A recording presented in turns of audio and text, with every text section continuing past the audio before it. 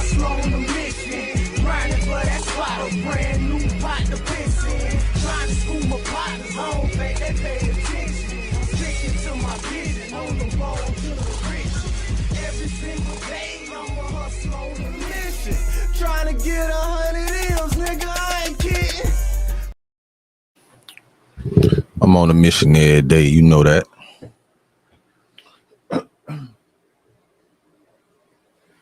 And it's Home Inc. TV. And we in the lit house. Whatever you do, make sure you keep the light within you shining bright, you feel me? And never forget to do it capital and create a positive impact today and later. Fuck them haters. Get your paper straight like that.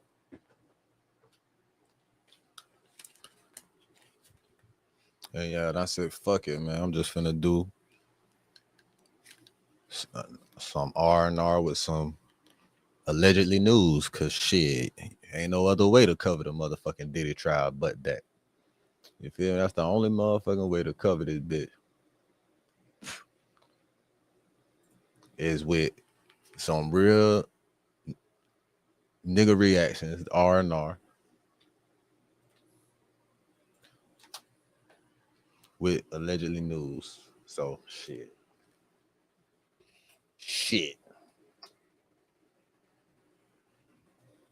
They get into it, you know what I'm saying? Hey, shout out to everybody doing their thing, keeping it positive, you know what I'm saying? Keeping their mental in check, taking care of their people, you know what I'm saying? Don't forget to take care of yourself while you at that, you know what I'm saying? You got to take care of yourself first before you could take care of any motherfucking body else. And don't you forget that, bro. When your ass get got down complacent, you be feeling all kind of fucked up and all type of shit like that. When you feel lost, like, why the fuck am I even doing this shit? Or, what is the meaning of this shit? Just remember, nigga, all this shit temporary, nigga. You just here for an experience, nigga. Some niggas get down on themselves, be ready to end the game. Nigga, no, try to beat the game, nigga. You feel me? That's why you here. Just try to beat the motherfucking game while you here, nigga. There's so much shit trying to take us out, you know what I'm saying? Trying to end our game anyway. So, you know, motherfuckers want to see you fucked up. Can't give them that satisfaction. You feel me?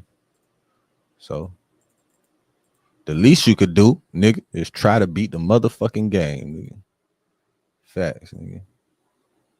That's all you could do, bro. That's the least you could do is try to beat the motherfucking game. Because everybody that don't like you or give a fuck about anything, they want to see you down. They want to see you fucked up. They want you to fuck up. Everybody wants you to fuck up, nigga.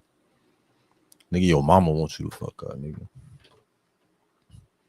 Might hurt to say, but yeah, nigga, some of your mamas want you to fuck up, nigga. Some of your mamas wanted you to fuck up since birth, nigga. Because you look so much like your daddy, bitch. She want you to fuck up. That nigga ain't fuck up. So she want you to fuck up. Sad truth. Some niggas gotta catch a realization of that shit for real. But moving right along, we gonna get into this shit. There's a couple. It's everybody covering the fucking trial. So I'm gonna go to it's two people covering the trial. Seddy Nash. Two of my favorite Seddy Nash academics. I feel like they covering it the best for me. You feel me? Seddy Nash more technical, really all through that shit. He get through that shit. But he catch it after. Academics, he live with that shit. He gonna go details. You gonna get all the, you know what I'm saying, insides, in between shit. Everything that come up, he gonna go pull that shit. You'll get inside details of the history and all that shit. If you don't know something, you gonna find out on academic shit. So guess where we going?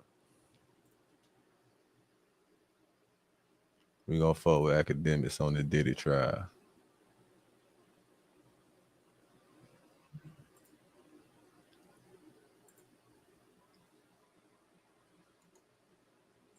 Single must be love.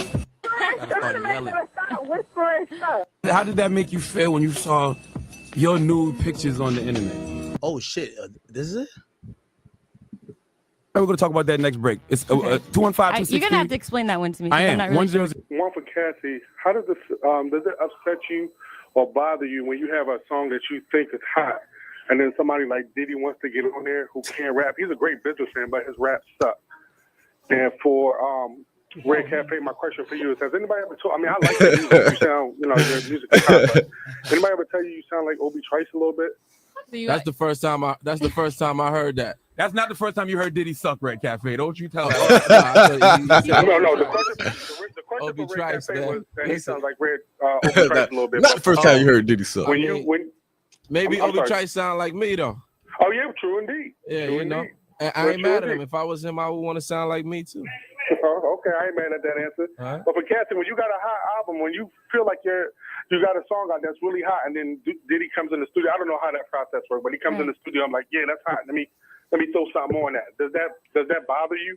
No, it didn't bother me, and I like the rhyme on the record. So. Well, not just with that. Doesn't he have on your other song? He rapped on your other song too, didn't he? My very first single you're talking about? Yeah. No, that was cool. I mean, because it had Jock on it. It was just like kind of like welcome me into Bad Boy, being in Bad Boy. So it wasn't. No. Okay. So thank you. Good luck to your both. Thank you. Okay. Yep, Yeah. dog. On the beat with Charlamagne whatever on you say. 100.3 The Beat. We're here with Bad Boy's latest artist, You know what that Red was, Cafe though? and Cassie. I started to say victims. I'm not gonna lie. Started to say latest. I ain't gonna count. It sounded like that was one of Suge Knight people's and shit. Like some West Coast shit. Like, hey, Cass, so don't fuck with you when a nigga wanna be all up in the videos. Wanna drop a verse on your new song.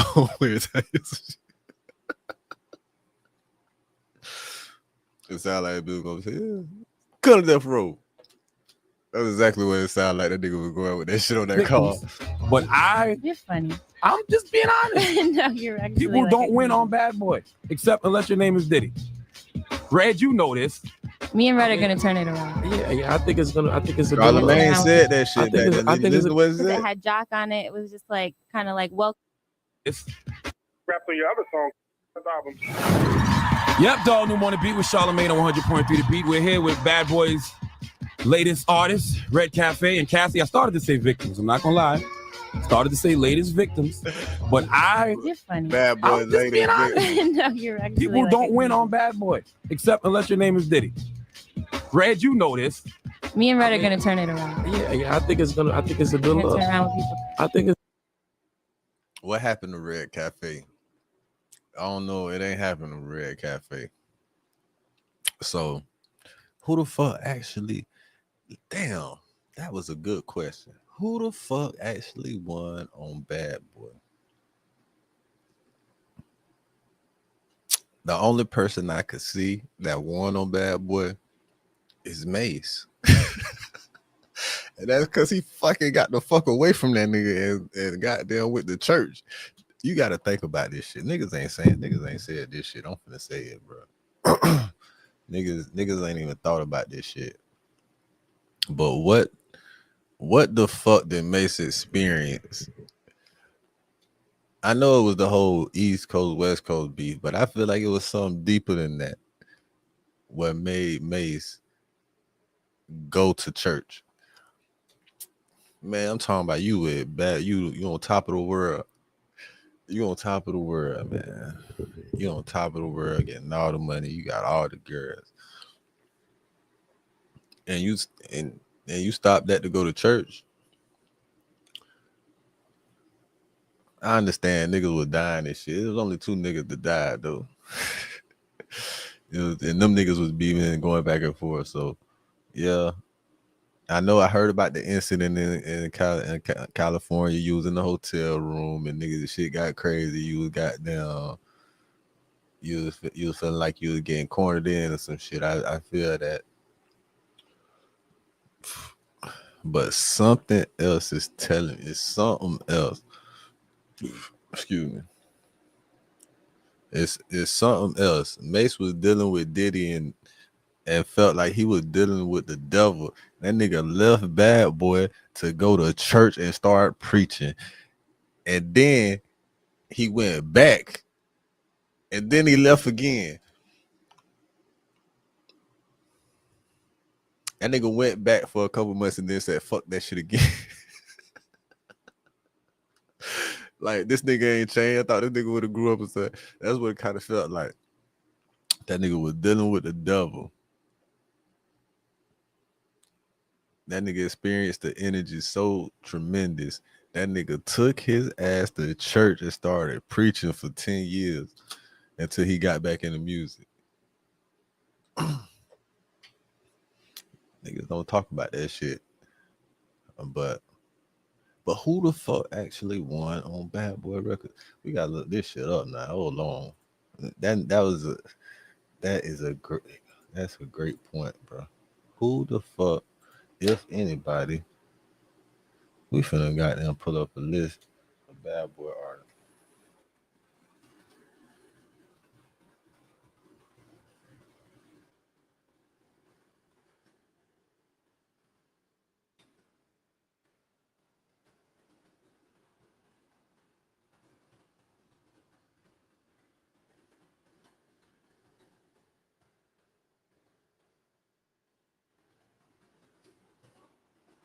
That's the only person I could think about that one that was on Bad Boy is Mason. That nigga still winning because he left and that nigga still in the church. That nigga goddamn blessed, boy. That nigga rebuked the devil. That nigga used Jesus to get away from that nigga. That nigga used the church. That nigga said, I rebuke you in the name of Jesus. That nigga crazy. Hold on. All right, so boom. We finna go through the list. We finna go through the list of Bad Boy artists. Young Chop he was good, but no, he ain't really survived. I'm glad Jeezy survived now. Jeezy was a Bad Boy artist, wasn't he? Wasn't Jeezy Bad Boy for a minute? Jeezy was Bad Boy for a minute, man. Boys in the Hood, yeah, he was Bad Boy with Boys in the Hood. But that shit ain't last. Jody Breeze, all them boys out of there. French Montana, he had a nice little run. B5 had them popped out. What the fuck happened to B5? Because I know what they were trying to do with B5. What happened to B5? Bring B5 back out. I know B5 got some shit. I know they want to say something. Ryan Leslie. Ain't that the one? Ain't that then they take that's the nigga he took Cassie from.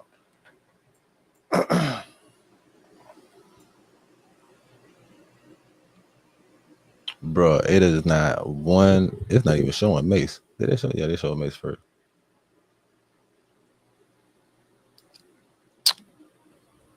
Nobody.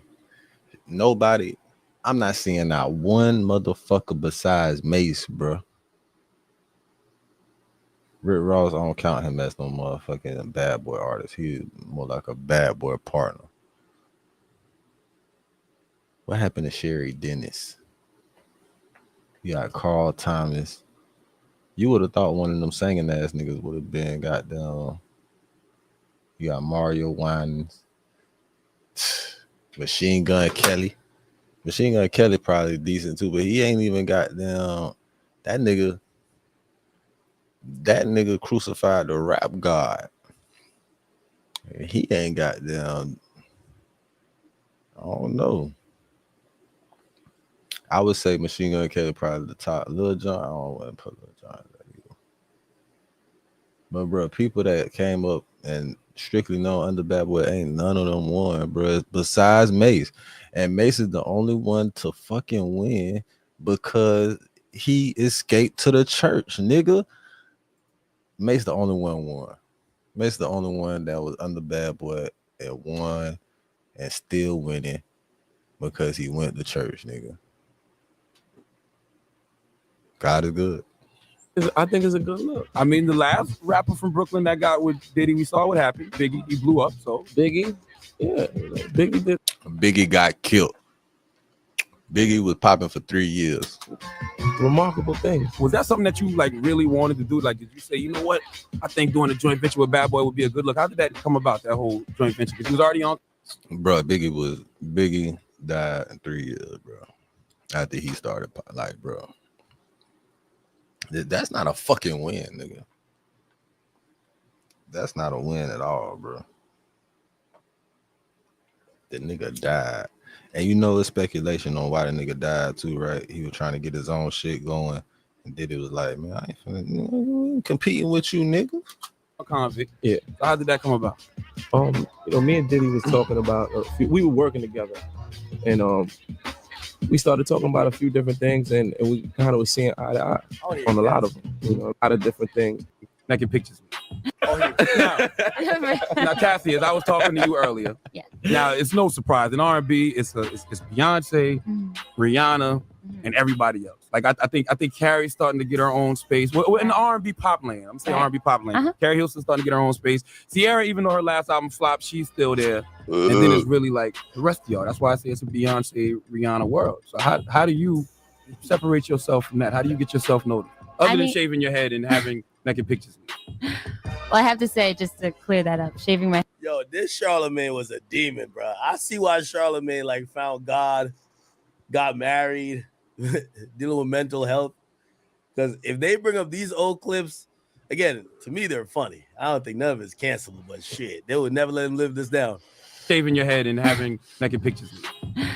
Well, I have to say, just to clear that up, shaving my head wasn't, a scream for attention. It's something I really wanted to do for a long time. Okay. And I finally did it. So that's that. But honestly, she was lying through her teeth. Diddy told her to do it. According to I forgot who it was. They said Diddy saw someone with that haircut in the club and told her, you got to get this. I just got back into doing things. I'm working hard. I can only count my blessings and just work as hard as I can. And that's what it is. I don't think I live in anybody's world but my own. So I'm my own competition.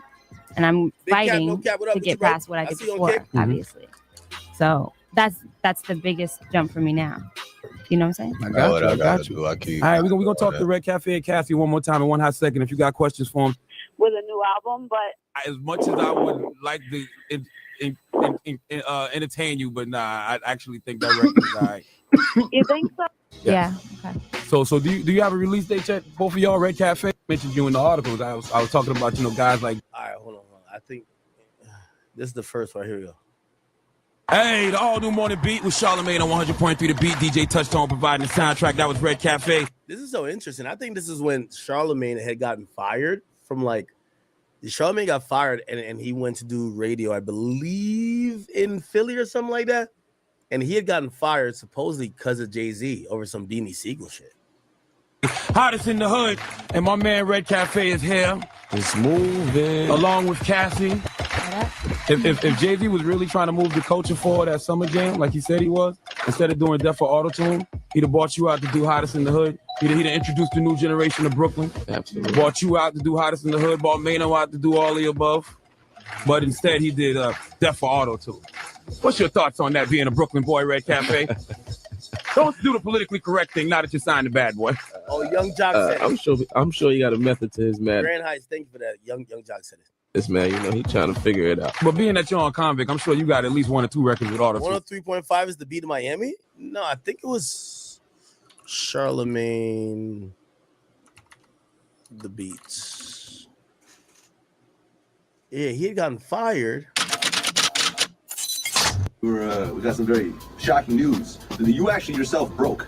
This wasn't broken by anybody else. You actually went on Twitter yourself and broke this news. So go ahead and talk about that. Yeah, I put out on Twitter that I got fired from WPHI 100.3 The Beat in Philly. I mean, yeah, 103 The Beat in Philly. He had went to Philly, and then he got fired there because he said something about Beanie Siegel and Hove. It wasn't nothing for me to break the news. My life is an open book, It's nothing for me to share something like that. So describe to me. Anyway, let's get back to. Is it still Bad Boy / Convict?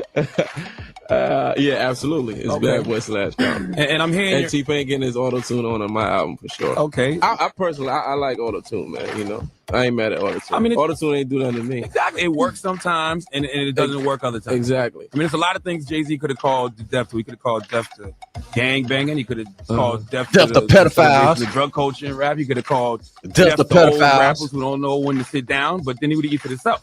Right. So, I understand. Right. Now, He could have called death Cassie, to I'm not gonna lie, pedophiles. Cassie. I talked about you so bad about a month and a half ago. He could have called death to pedophiles.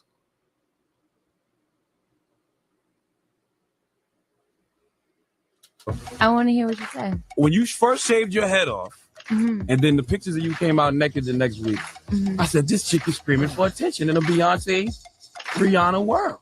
Really? Yes. And is that how you truly feel? I mean, I don't know. I don't know you. You know what I'm saying? And it's like, Right. I know you think it's a little listen- unfair to judge before you do know somebody. I mean, I didn't judge. I was just giving my opinion because you know when they talk about Cassie, you know, you don't hear a lot of good things. That's why I kind of got to give you props for keeping your head up because they say things like, you know, you're untalented, you're not good vocally, and then when you shaved your head and came out with the naked pictures, it was like, okay, she's reaching that. But Well, I didn't put out the naked pictures. Y'all like how Cassie just let him get that off. Yo, when they talk about you, they say a lot of negative things. That you're untalented. She says nothing. That you shaved your head for attention. Well, I ain't shaved my head for no attention. You're supposed to be like, what you mean I ain't got no talent, nigga? Number one. But I did put out the pictures of my head shaved. And that's, I mean, everybody's following you now, so you're looking like a trendsetter nowadays. I mean, it's not even a trend. It's something I did. How did that make you feel when you saw your nude pictures on the internet? I took them. I took them and sent them to my boyfriend. Really? Who was your boyfriend at the time? Diddy? Doesn't matter. Diddy doesn't need pictures of you naked. It wasn't for him. Brian Leslie? No, it wasn't for him. Huh. This is Goat Charlemagne. We don't get these fucking answers. Yo, I'm gonna be honest with you. Cassie's a goat. Again, I know she's saying this was not consensual. She was forced to do this. But Cassie held that nigga Diddy down. I ain't gonna lie to y'all, chat. Like, and I understand Diddy was probably tight that she cheated on him type shit. But Diddy been fucking mad. I don't know whether to say men or women, but Diddy been cheating too. Diddy, for how good she held that nigga down and kept this secret for so long while her reputation and her image got slammed, bruh, I know she cheated with the trainer, but sometimes you gotta get a parting gift like, all right, yo, just go ahead with that. Because, bruh, I ain't gonna lie, bro, she held that nigga down, dog. She definitely held that nigga down.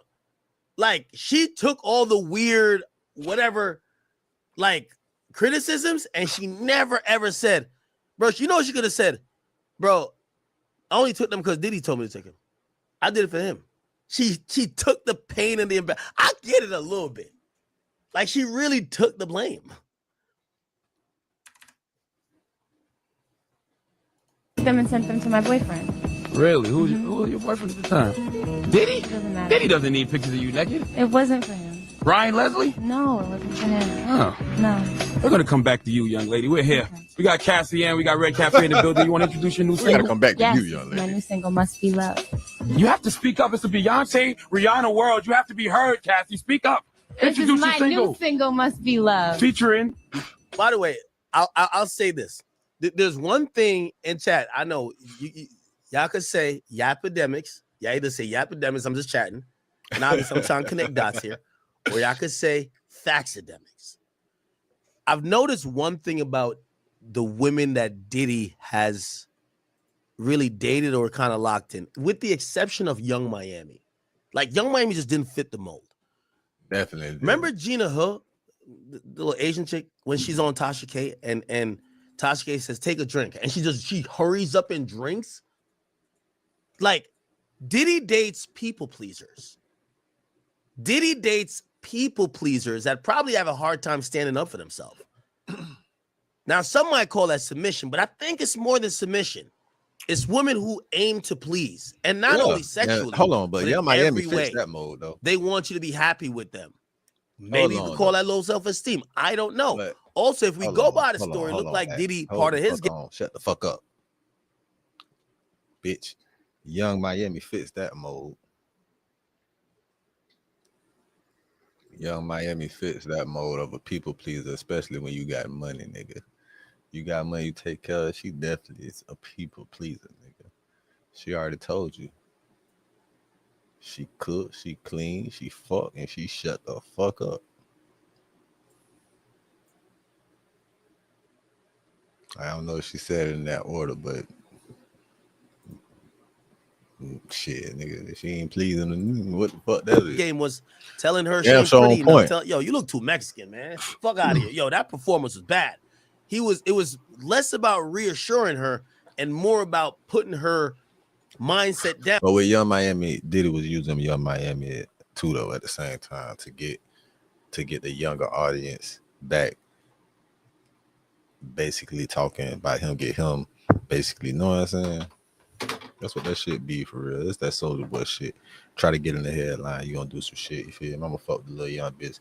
Now I got a different, you know what I'm saying, audience on me, and I could build back up. Boom, I could drop some new shit, and you know what I'm saying? Can't stop, won't stop. Bad boy, go do some shit like that. Put Kodak on some shit. This, you know what I'm saying? He was doing some shit. He was trying to manipulate the shit. He was trying to manipulate the shit to get back hot. What I'm saying? Get bad boy Again, back on top. Just even look at. Remember, granted, Charlamagne is a powerful guy in the music industry, has a big voice. Pause. But Charlamagne just flat out called her untalented, and 2 minutes later, Charlamagne's like, "Now they can hear you. Say it louder," and you could tell like she's so quick to, my new single. Like her reaction is to just do what the person's telling her to do to please the person. You get what I'm saying? No, I don't get it like that. No. I ain't see it. We're like gonna come that, back bro. to you, young lady. We're here. Okay. We got Cassie and we got Red Cafe. I ain't see it like that. She was laughing. She was just entertaining him by doing the shit. The building. You want to introduce your new single? Yes, this is my new single. Must Be Love. For herself. You have to speak up. It's a Beyonce, Rihanna world. You have to be heard, Cassie. Speak up. Introduce your single. My new single, Must Be Love. Featuring. Which one are you playing? Is this the one featuring Red Cafe? It's Diddy. Oh my God, y'all would leave Red Cafe off to play Diddy's verse. I make it work. 215-261-0003. Y'all would leave Red Cafe off to play Diddy's verse. Shit, Red Cafe probably wrote the motherfucker. I know later he got involved with he got involved with like Revolt Start, like syndicating the Breakfast Club. But the way how Diddy was moving, I'm surprised. Yo, you talking to his main chick like that on the radio and you ain't get slapped? Nah, no way. They got to be a story about it. They got to be a story about it. Charlamagne, not his main chick, bro. It was his side. Because if Birdman pulled up on him, Diddy definitely was trying to kill him. On him, oh, here we go. On Vlad TV for the first time in like a decade, you've seen him really get out there and tell his personality and everything else like that. You had him on the Breakfast Club, which I'm sure was, somewhat of a result of his Vlad TV interviews. Absolutely. And now Tony Ayo is doing his first ever solo show in New York at Sony Hall for the first time in his life because of, the push that we gave him and then you followed up on, and suddenly he's doing his own tours and so forth. Like, I love to see it.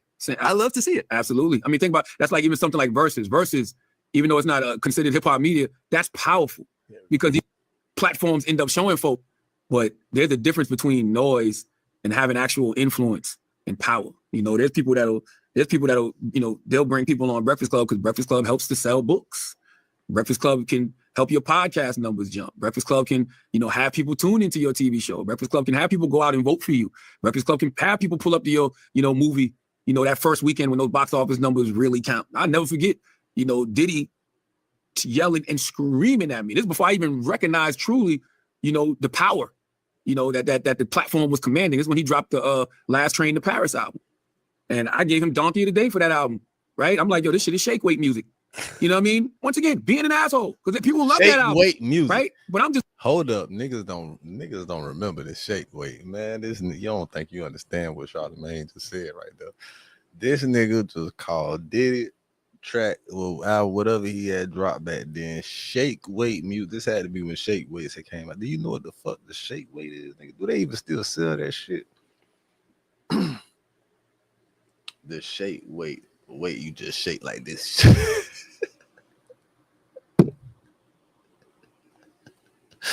Man, Charlamagne that shit. Man, Charlamagne ass that shit, bro. If you want to pop off in this type of space, you gotta be a talking shit ass nigga like Charlamagne. Hey, just fucking with him. And he came to the station hot, like to go out the back door, Charlemagne, type shit. And I remember when I finally had a conversation with Diddy about it, asked Sean Prez about it. Sean Prez put us on the phone. And Diddy was like, bro, you can't do that on my first week.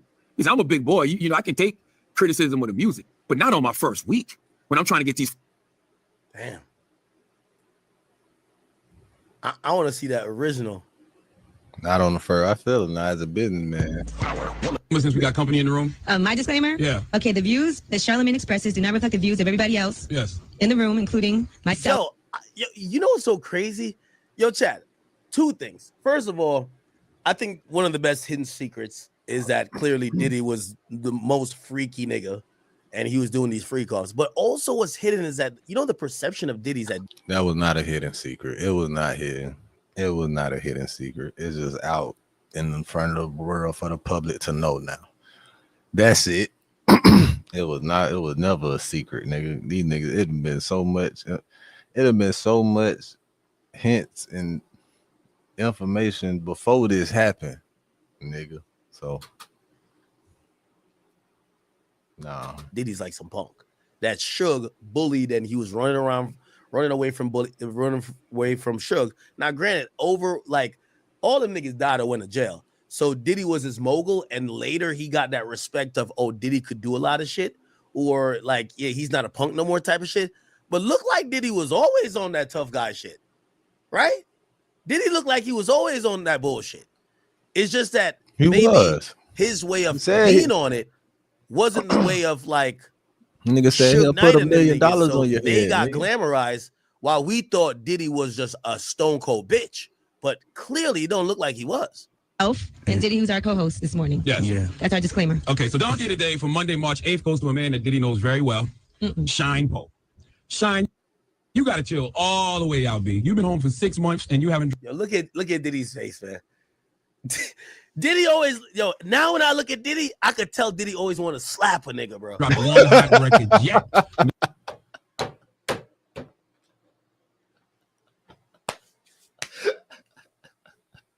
He said, now when he look at it, I've been seeing that shit. I've been seeing that shit. But look, you could tell that reaction that I noticed the reaction you talk about though. That shit cold bitch. Stupid. But clearly it don't look like it was. And Diddy, who's our co-host. Look how Diddy react when he That's said our disclaimer. Okay, so don't get it. Hold on, look at his face now, because he dead ass serious. You could tell he in a whole different mindset right now. Yeah, he dead ass serious. He up at the Breakfast Club. They done did a disclaimer for Charlemagne back then, how they used to have to do. And Diddy up there. Now look how serious Diddy was looking at the beginning. Today for Monday, March 8th goes to a man that Diddy knows very well. Shine Pope. I wish they went into the Shine. You gotta chill all the way out, B. You've been home for 6 months and you haven't. Yo, look at Diddy's face, man. He damn sure like this nigga Diddy here, man. Why would he do that off the rip? When I'm in, like off the rip. And you know what Shine doing? Yo, now when I look at Diddy, I could tell Diddy always want to slap Diddy a nigga, bro. Diddy know what Shine was doing. Yet. The material dropping isn't even aight. It's terrible. He's released a new track called King David. Let's hear a little bit of this garbage. You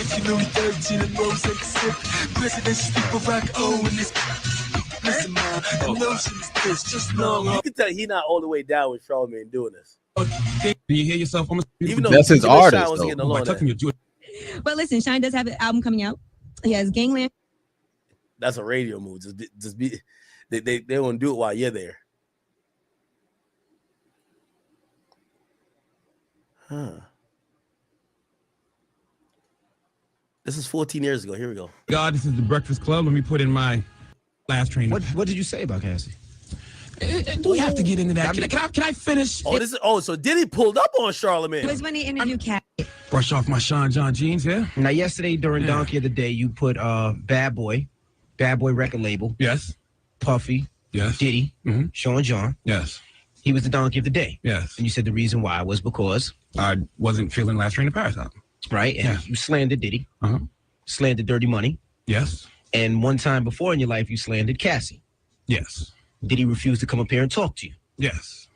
And me and Diddy had a phone conversation about that yesterday. First of all, Diddy is an OG. He's been making music for a long time, so he understands that people will have good and bad opinions of his music. He didn't agree with mine, of course. Right. Of course not. But he understood and respected that I have an opinion. But deeper than that, me and Diddy had a convo as men. And I was expressing my opinion of his music to him, but that wasn't his issue. His issue was I disrespected somebody that's real close to him. Right. You know, his shorty. I had no idea that this person was that close to him. And as a man, he expressed to me, what if that was your woman? How would you feel if someone disrespected her? When you interviewed Cassie, he's mad about that. Just let me finish here, please. All right, his shorty Cassie. And as a man, I totally understand. Man, Charlamagne has to do an apology. I feel it still. Oh, let me see. We should be at lunch. Just give me one last update on these tweets, and then we should be at lunchtime. Let's see. AUSA said, who you speak to about it? Kerry Morgan says, Ryan. By the way, they're talking about the coat hanger, right? And she's saying that she got hit with a coat hanger over behind her right ear. And basically, he was mad about who Cassie was cheating on him with. They would say, says, who do you speak about the incident? And she says, Ryan, his old assistant. AUSA says, what did he do? Morgan says, nothing. And I haven't spoke to Cassie since. They went on break then, and they're definitely officially at lunch because it's 12:53. Okay, so the jury's out for lunch. The judge is saying, what's your best citation to try to get evidence in? Okay, they're trying to do some nomenclature stuff. Judges say, I'm going to look at them and come back.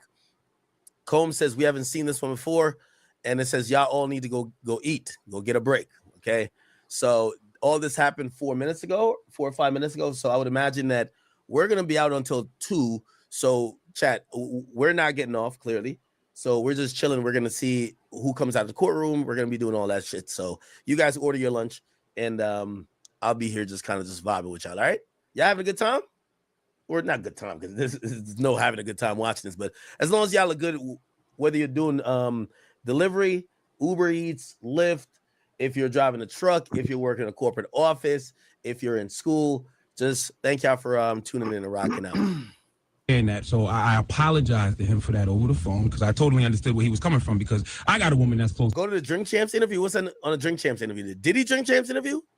To me on that level, so I would feel the same way. I'm a respectful person, contrary to popular belief. So I apologize to Diddy for disrespecting this lady. As far as that last train, What did you say about Cassie? Do we have to get into that? Can I finish? It was when he interviewed Cassie a while ago, and he said, Can I finish talking here? He said some things about her music and then about her That's what that nigga was trying to do to me about Young Miami, though. sleeping her way or whatever, something like that. That was foul. That was nice. That is disrespectful. Not the music part. Not the music part, because that's my opinion. But sleeping her way to the top was it's a tad bit disrespectful. But as far as the Last Train to Paris album, we agree to disagree on that. But I don't want to sway anybody's opinion of that album. My opinion is my opinion, but don't let my opinion be your opinion. They actually gave it good reviews in a lot of places. A lot of great reviews. Well, that's what I'm saying. Check it out for yourself and come to your own conclusion. So I salute Mr. Combs. The fact that Diddy even reached out to me, I appreciate it, because he didn't have to do that. He's Diddy, the mogul, multimillionaire, lifestyle ambassador, hip-hop icon, and I'm just young Charlotte, the radio jock, trying to make my mark. But for him to reach out and for us to have that convo, and for him... Diddy applied a little bit of pressure right there. I ain't gonna lie to you. Charlamagne came back. You can tell. He just didn't do like how Birdman do it. By the way, I'll give every artist this type of advice. Yo, radio DJs, media personality, media outlets, they're oftentimes fickle and petty, and they use things against you later. If you got a gripe with a media personality, an outlet, a blog, a Twitter page that says something against you, a lot of times y'all artists don't realize, yes, that one little platform might be just gnawing at your reputation this and third, but your voice, of course, is going to be a lot of times louder than theirs. And what happens is that even if they're in the wrong, you now have created an enemy that is going to be tweeting at you, talking more than you, that's going to be trying to sway people against you, usually perpetually, just because, they got embarrassed. So a lot of times I advise all media entities, or not media entities, artists. I told this to Cardi B back in the day. I said, rather than blasting the shade room, you don't got to put up weird or wild pictures of Angie. Try to have a conversation with her, because at the end of the day, shit, it's probably been like 7 or 8 years since that happened. Cardi B and Shade Room are still both known entities, and obviously I think Shade Room kind of let it go. But if Shade Room was really petty, they'd be over here still kicking your back and making you look crazy. So what Diddy did was the way to do it. And I'm pretty sure he was barking at Charlamagne, like, Charlamagne, you know, I A, B, C, and D, like, nigga, I get a booty going. Like, he could say anything to Charlamagne, but the shit was handled in private, as opposed to Birdman, who pulled up on some. I'm telling you, what Birdman did was not more disrespectful than this call by Sean. But I guarantee, because it's public, Charlamagne still hasn't sat down with Birdman since, you know what I mean? And that goes into the power of embarrassment as well. To give me some jewels about the game while we was on the phone. I threw up in my mouth. You said Charlamagne hasn't sat down with Birdman. You think Birdman trying to sit down with Charlamagne? I don't even remember a time when Birdman sat down with him before that. I don't know, man. Did Birdman sit down with Charlamagne before that? I know he had to. It had to be one time he did with Lil Wayne or something. Definitely with Weezy. It had to be. I respect that. I respect that. And I've said from the beginning, I respect Diddy, and anything rooted in respect can grow. That's how I feel. This is just so different from yesterday. Wasn't it? Charlamagne's co-host always used to be setting him up for him to get an ass whooping because they wanted him to keep the same disrespected energy. They wanted to keep that disrespectful energy all the time. By the way, Low Life Brady says, I like the no skin carry Charlamagne better. Nah, everybody know Raccoon Eye Charlamagne is great as Charlamagne. That's a fact. Like that's like, when Uzi goes back to purple dreads, you're like, oh shit, he's about to do it again. If once Charlamagne face looked like he hasn't washed his face in 10 years, if that come back around, we got to go. That's the go. That's a fact. That's the go. That is the go. Just have to say. Listen, anything rooted in respect can grow when two men have a phone conversation and a person tells you. Oh, shit. Okay. We'll pause that. I'll do a little sidebar here. I know we're on lunch chat. We're still covering the Cassie and Diddy case. Don't go nowhere. Order your damn lunch. Chill right here. We're covering hip hop. This week we got to do minimum 8 hours a day. Shit, let me see. Fuck. Oh, chat. One day I can't do oh my god. I'm very honest with y'all. One of these, you mean the academic is G-Wagon. Fuck are you talking about? Okay. All good. I did have some topics. Wait, let me check quickly on court. By the way, I know a lot of you guys are here. I think most of us are here for they're still out at lunch. Oh, they're back. Oh, wow. They took a 30-minute lunch?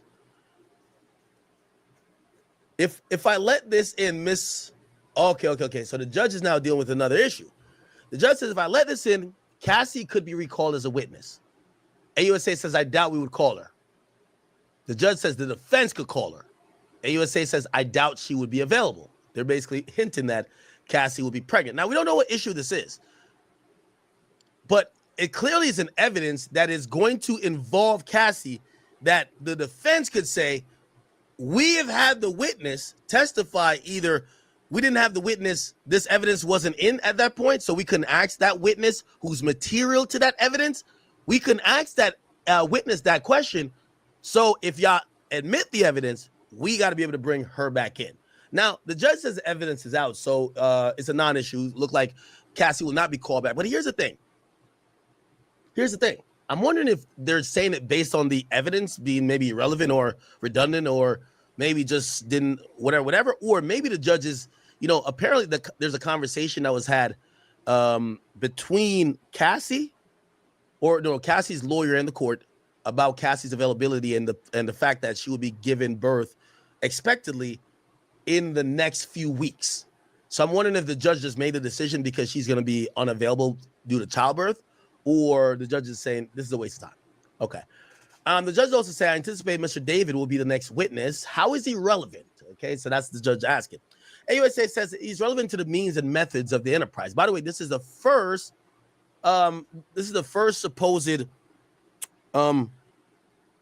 personal assistant of Diddy that has, I guess we could call it at this point, flipped on him. But I don't know if that's fair to say, because will we say that Dawn flipped on him? because they were associated with him before, but it don't mean that they were ever defending him. But I guess this would mean flipped on him, because according to other people's testimony, Mr. David James, one of his assistants, is a person who used to help carry out his bidding. So he could have been somebody who could be seen as a co-conspirator. Now, clearly, he's going to be testifying for the government. Okay. So they're saying he's going to be relevant to the means and the methods of the enterprise. And Mr. Combs threatening to assault employees. So while we wait for the jury to come back in, here's a court art of the Combs 2D Georgia lawyer, Nicole Westmoreland. Okay. This is her right here. Okay. Lost my some cheeks still. Not playing. As she cross-examined Dawn, this was Dawn here, Rashard this morning, courtesy of Inner City Press artists, Inner City Press by artist Elizabeth Williams. Maybe the cover of the second trial. Okay, the jury's now entering. AUSA says no further questions for Mrs. Morgan. The judge says cross. So AUSA says no more further questions. The judge says cross. Agnifilio says, okay, so now Agnifilio is popping in. Let me put that in my list of who talked to who. Okay, so Nicole Westmoreland did Dawn Richard. 7 is no, not 7, because we have Mark Agnifilio already.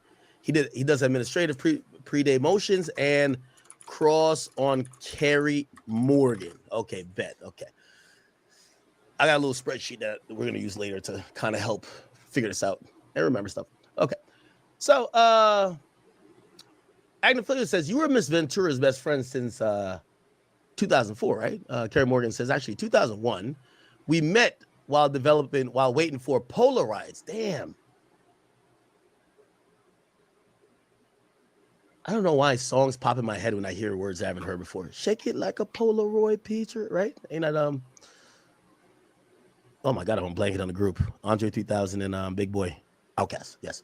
I was living in Buffalo. She was in Connecticut. So it looked like they go to a pharmacy or somewhere to develop some pictures. That wasn't Outkast. That was just Andre. Like that thing, that camera roll, you got to bring it to somewhere, and then you get the pictures or whatever the case is. That's how they said they met. Agnifilio says, then you were both in New York City. She says, I stayed downtown. She moved to Harlem. Agnifilio says, have you ever met Kim Porter? She says, yes, probably at a concert. Agnifilio says, was Cassie ever jealous? She says, yes. Okay.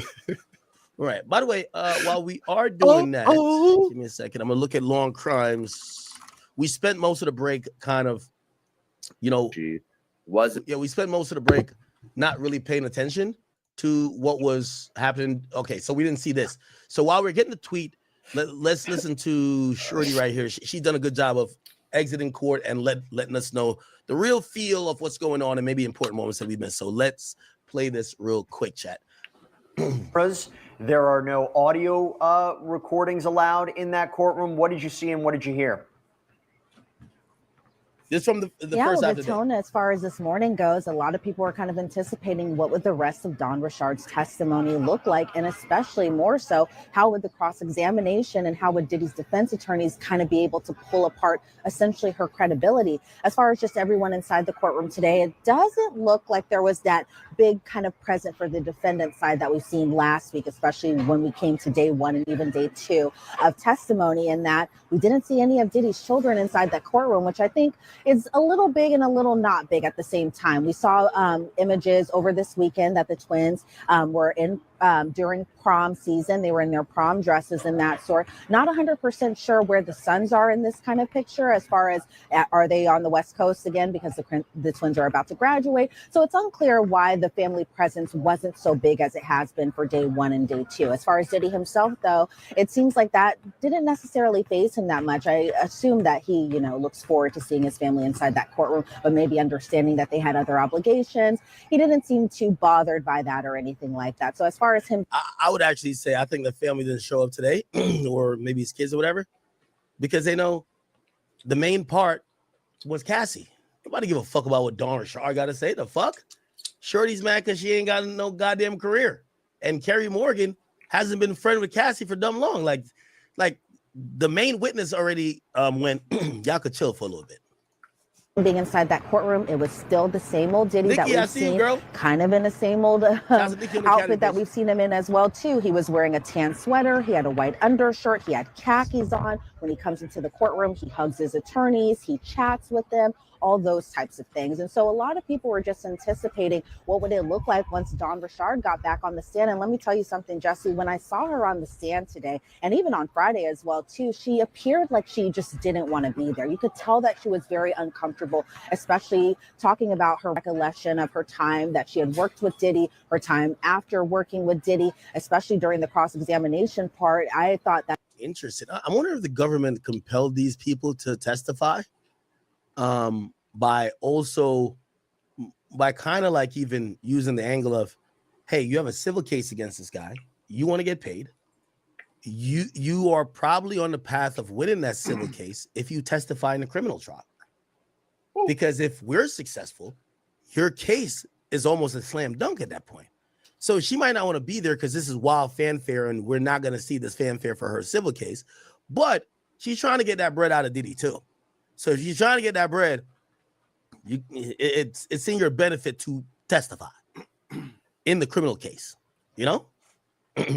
that maybe she would get a little emotional because she just appeared maybe a little nervous, maybe a little intimidated, not necessarily sure, but she was very soft-spoken while she was on that stand today answering some of the questions. A lot of those questions obviously had to do with the egg frying incident. It had to do with why Dawn Richard even continued working with Diddy even afterwards, or even wanting to work with Diddy afterwards. And so a lot of the anticipation, or just the overall tone inside that courtroom, especially when it came to that cross-examination, it was kind of, it was a little rough to watch. It was a little like a lot of people, especially us in the gallery, in the press, were just kind of like, wow, this is a little brutal. And they kind of hit the points that they wanted to hit while them being defense attorneys. And so I think that the prosecution really kind of had to tighten everything up as far as, you know, trying to get maybe back in the jury's good graces after kind of seeing that cross-examination go and all those holes that were poked into her testimony. And so that was just the overall essence and tone of today's, especially this morning before Carrie Morgan got on the witness stand.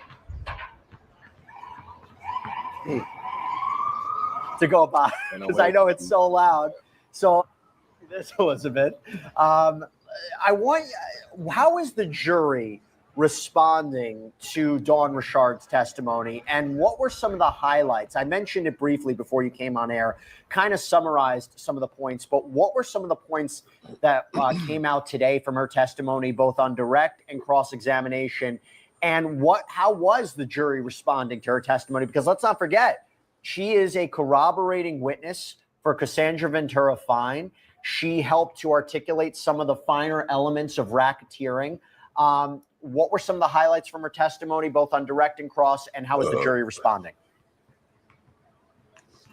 Well, absolutely. As far as being under direct, it was really just kind of ironing out the details as far as what happened with this whole egg skillet incident, that being the incident that happened in 2009, according to Dawn Richard, where essentially Cassie was cooking Diddy breakfast. Diddy comes downstairs, gets upset about either the way that the breakfast was made or why it wasn't being made fast enough. And essentially just an assault happened in the aftermath of that, something that Dawn Richard has even pointed out in her civil lawsuit, something that definitely the defense was definitely talking about today. So a lot of it had to do just with under direct examination still while they were finishing that up, just what was Cassie's demeanor when this was going on.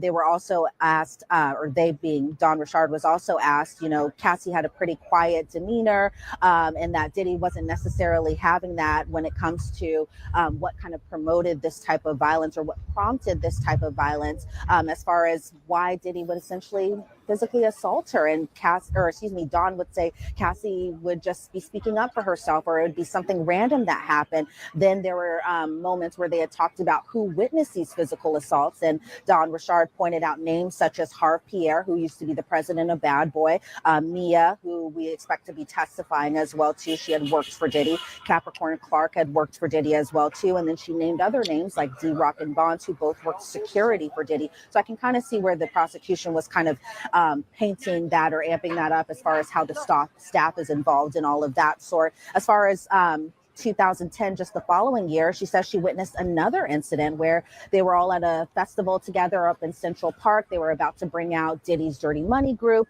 and that right before this had happened, or actually, excuse me, I am looking at the wrong incident. Sorry about that. But there was another incident in 2010 where they were having a dinner with a bunch of celebrities, and that Cassie and Diddy were kind of arguing a little bit secretly there, and Diddy punched her in the stomach, according to Dawn Richard. There, she said that at that dinner, they had people like Harv Pierre, again, former president of Bad Boy, D-Rock Security, Kalina Harper, who used to work with Diddy's Dirty Money, Mia, who also worked with Diddy, and Bonds were all there during this dinner. And so then we kind of saw an exhibit photo of what Harv Pierre looked like. And so then there was another talk, and this is kind of where I bring up the Central Park incident, where there was an incident where Diddy had allegedly physically assaulted Cassie while they were getting ready for this festival, and that Cassie came into the bathroom, and that Kalina and Dawn kind of confided in her, or at least kind of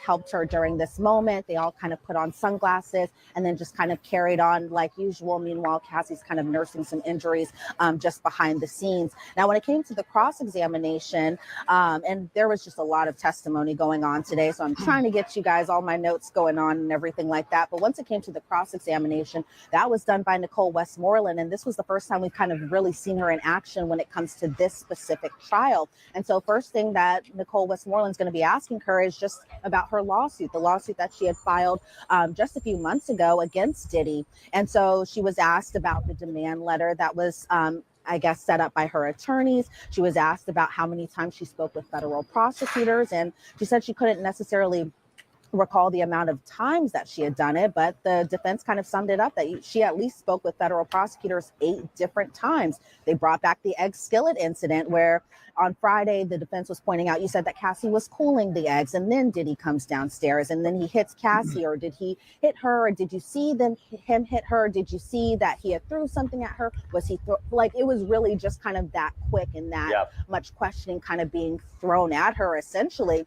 And then they brought up how it kind of compared to what she had said in her lawsuit just about the whole egg incident, and said that she didn't see the pan hit Cassie in the lawsuit. And then when she was asked essentially why she brought the lawsuit about, the defense was really kind of pointing at her. And I think this is something that, you know, anybody who had filed a civil claim against Diddy might be expecting this under the cross-examination, is what was their motivation in filing the lawsuit against the defense's client essentially.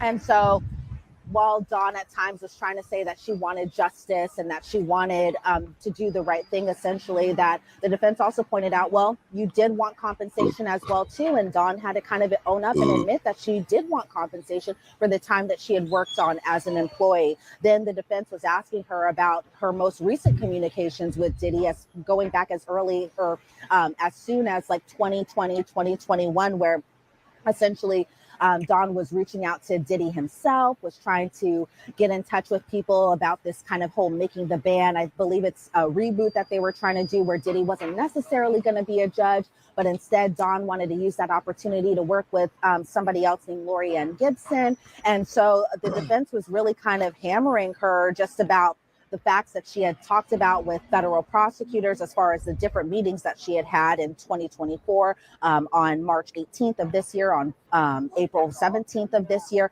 again, just pointing out specifics in regards to this egg incident, but also at the same time going into specifics about whether or not she felt threatened to working with Diddy. And if she felt threatened, if she felt scared for her life, why did she continue reaching out to Diddy as late as 2020 or 2021? You know, as we ended direct examination on Friday, they were really kind of hitting on the point that after Dawn Richard and even her bandmate at the time, Kalina Harper, allegedly witnessed this physical assault with the whole egg skillet thing, because that's kind of how they were summing up this particular incident, was the egg skillet incident.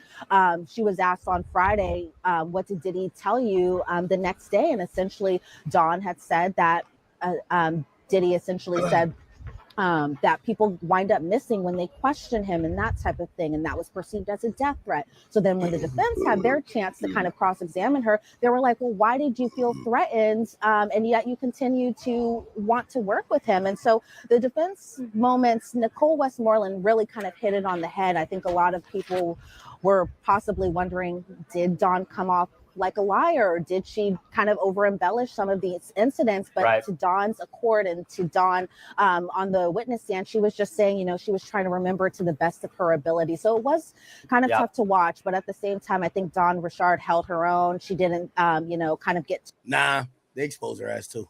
too frazzled necessarily. She didn't get overly emotional, but you could tell that during the cross-examination, it was pretty tough.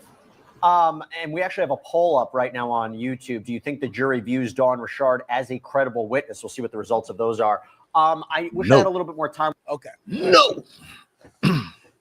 Get back to the tweets, y'all. Remember, this is the afternoon session. Okay, great. So it says, and the other way, Kerry Morgan says Cassie was speaking with Michael B. Jordan and Sean got jealous. She was trying to leave him. Agnophilia says, y'all were both using drugs. She says, no, we were in South Africa. Agnophilia says, did you learn about Gina? Then Carrie says he was having a full-on relationship with this little girl. What? So why do you call her that? She acts like that. She's younger than us. Oh my God. Why they sneak doesn't understand? How old is Gina Hill? You said this little girl. How old is she? 27. Famous birthdays got her as, what is this, 33? What? And then how old is Cassie? Cassie age. Cassie 38. older. Cassie my age. Nobody age shames more than women. Nobody. Nobody age shames more than women, bro. Okay.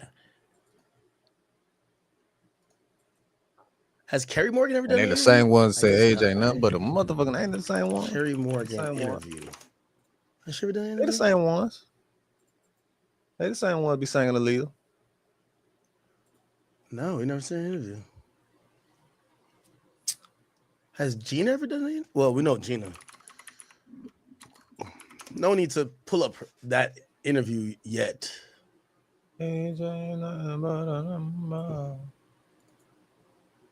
How old is Young Miami? So Gina is 32 now, Young Miami age. And Young Miami's 31. Okay. So apparently Diddy started fully dating and she calls her this little girl. I should be online. All right. That subtle dismissiveness. The by the way, what year was this? If we could tell. 2001. In South Africa, when she was filming a show, South Africa, Cassie filming. She was filming a movie. She was filming Honey 3, Dare to Dance, right? How old was Cassie in 2015? How old was Cassie in 2015? Cassie was 29. I told you nobody's age shames more than women, right? So in 2015, Cassie's 29, right? And it's always the woman that's about to push 30 or they're 30.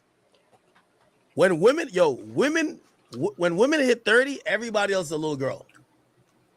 Like, yo, you kind of creepy for liking that little girl. He liked you at 21.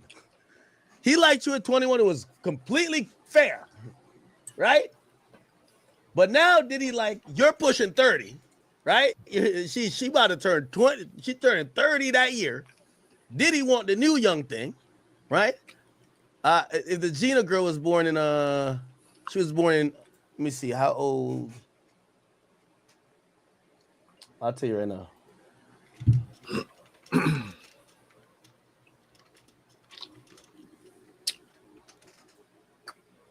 Woo. 2015. Spicy spaghetti. Calculate. Yeah, the girl was 22. So at that time, the girl was 22. Chad, so think about this. Diddy had her doing freak-offs at 22. No issues. She's about to push 30, and Diddy finds the new 22-year-old to go do the freak-offs, Gina. And she's over here. Why did he date that little young-ass girl? That's when he found you. He loved the 22-year-olds.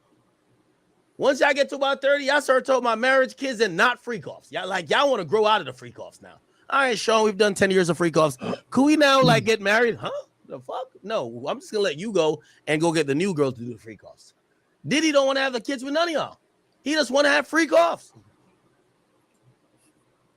Somebody said 22 is a little girl. See, you're missing it. You're missing the point because, as I said, is that a woman who said that? Is that a track queen? Yes, it was. Sometimes y'all so obsessed with. I can bet you it was. The same thing. You can't shame Sean for doing the same thing he did with you. He met your ass at 22. He had you freaking off at 22. Now you pushing 30. He go get another 22-year-old. The pattern is the nigga like 22-year-olds. So if there was nothing wrong when he got with you, why are you upset that he getting with another chick that's 22? You get what I'm saying? Somebody says the freak off training camp. Okay, all right. So she was younger than us. I ain't gonna lie though. Yo, women hate when you do lead a ass for a chick that's younger. All of a sudden, you hear things you ain't never hear before. Yo, chat, leave your current girl and get with another girl. And be like, yo, yeah, he's weird for that. Like, huh? If she 34 and you leave her ass for a 25-year-old, yeah, he like little girls. They'll just say all type of dumb shit. Yeah, he like little girls. Yeah, he don't want a grown-ass woman. When he got with you was 25. Anyway, Combs Combs' lawyer says, when you say Sean came and hammered the door, why did the police come? Kerry Morgan says they came because of the noise. Agnafilo says, what did they say to you? Morgan says, Cassie was visibly injured, but she didn't say anything.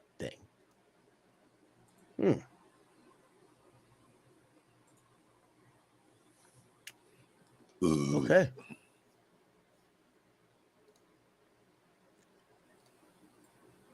Let's go back to Gina in let's hear her talk about 2015. So it looks like a big, like, there's two big incidents that happen as Cassie is pushing 30, right? She's now realized her entire career is dead. That nigga don't want to make you an artist no more. Okay? He only wants you to go train for freak offs. Okay?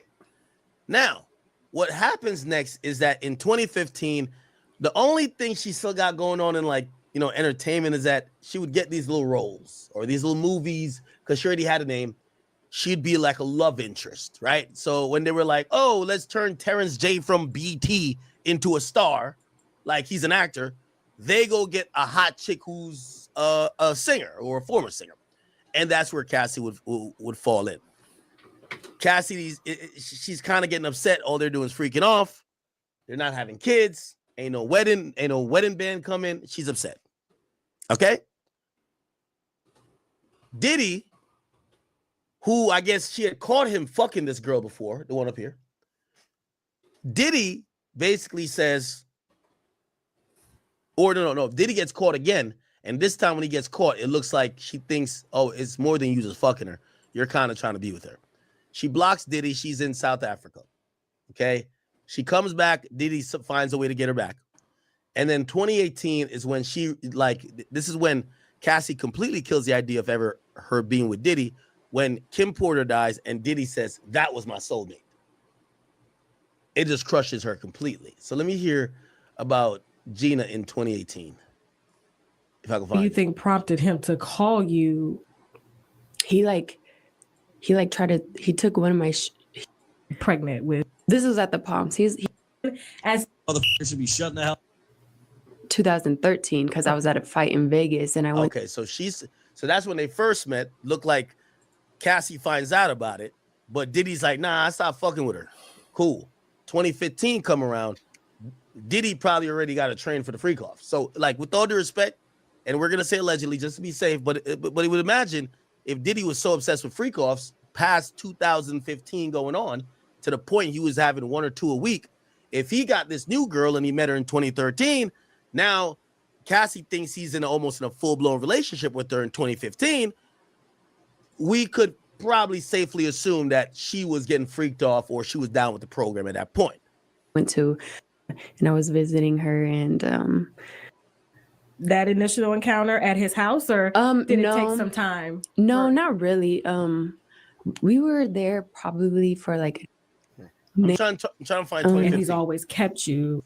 He started punching me like on the side of the.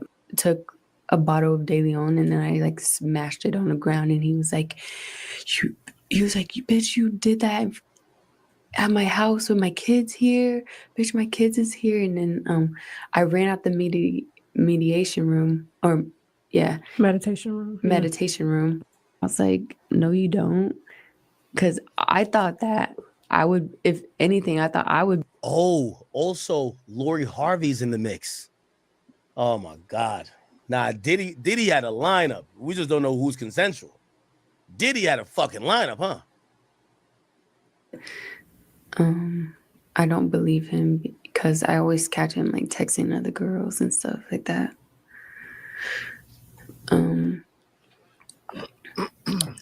So like after my abortion, it was this girl named Jordan. Who's that? I mean, it was girls before that, but it's like after the abortion, it was just like too much for me to handle, and it was just like Jordan, and then the Jocelyn girl, and then the cat girl, and then just recently Lori Harvey, Steve Harvey's. Yo, all of y'all niggas is talking about pray for Alex Fine. That nigga was a trainer, nigga, doing chin-ups for fucking money, and now he's up 30 million with his wife.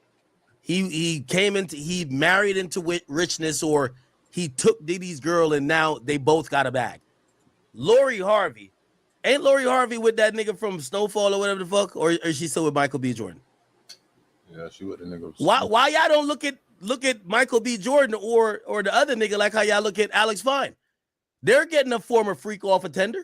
Why y'all don't look at the rappers who be with Young Miami like how y'all look at Cassie?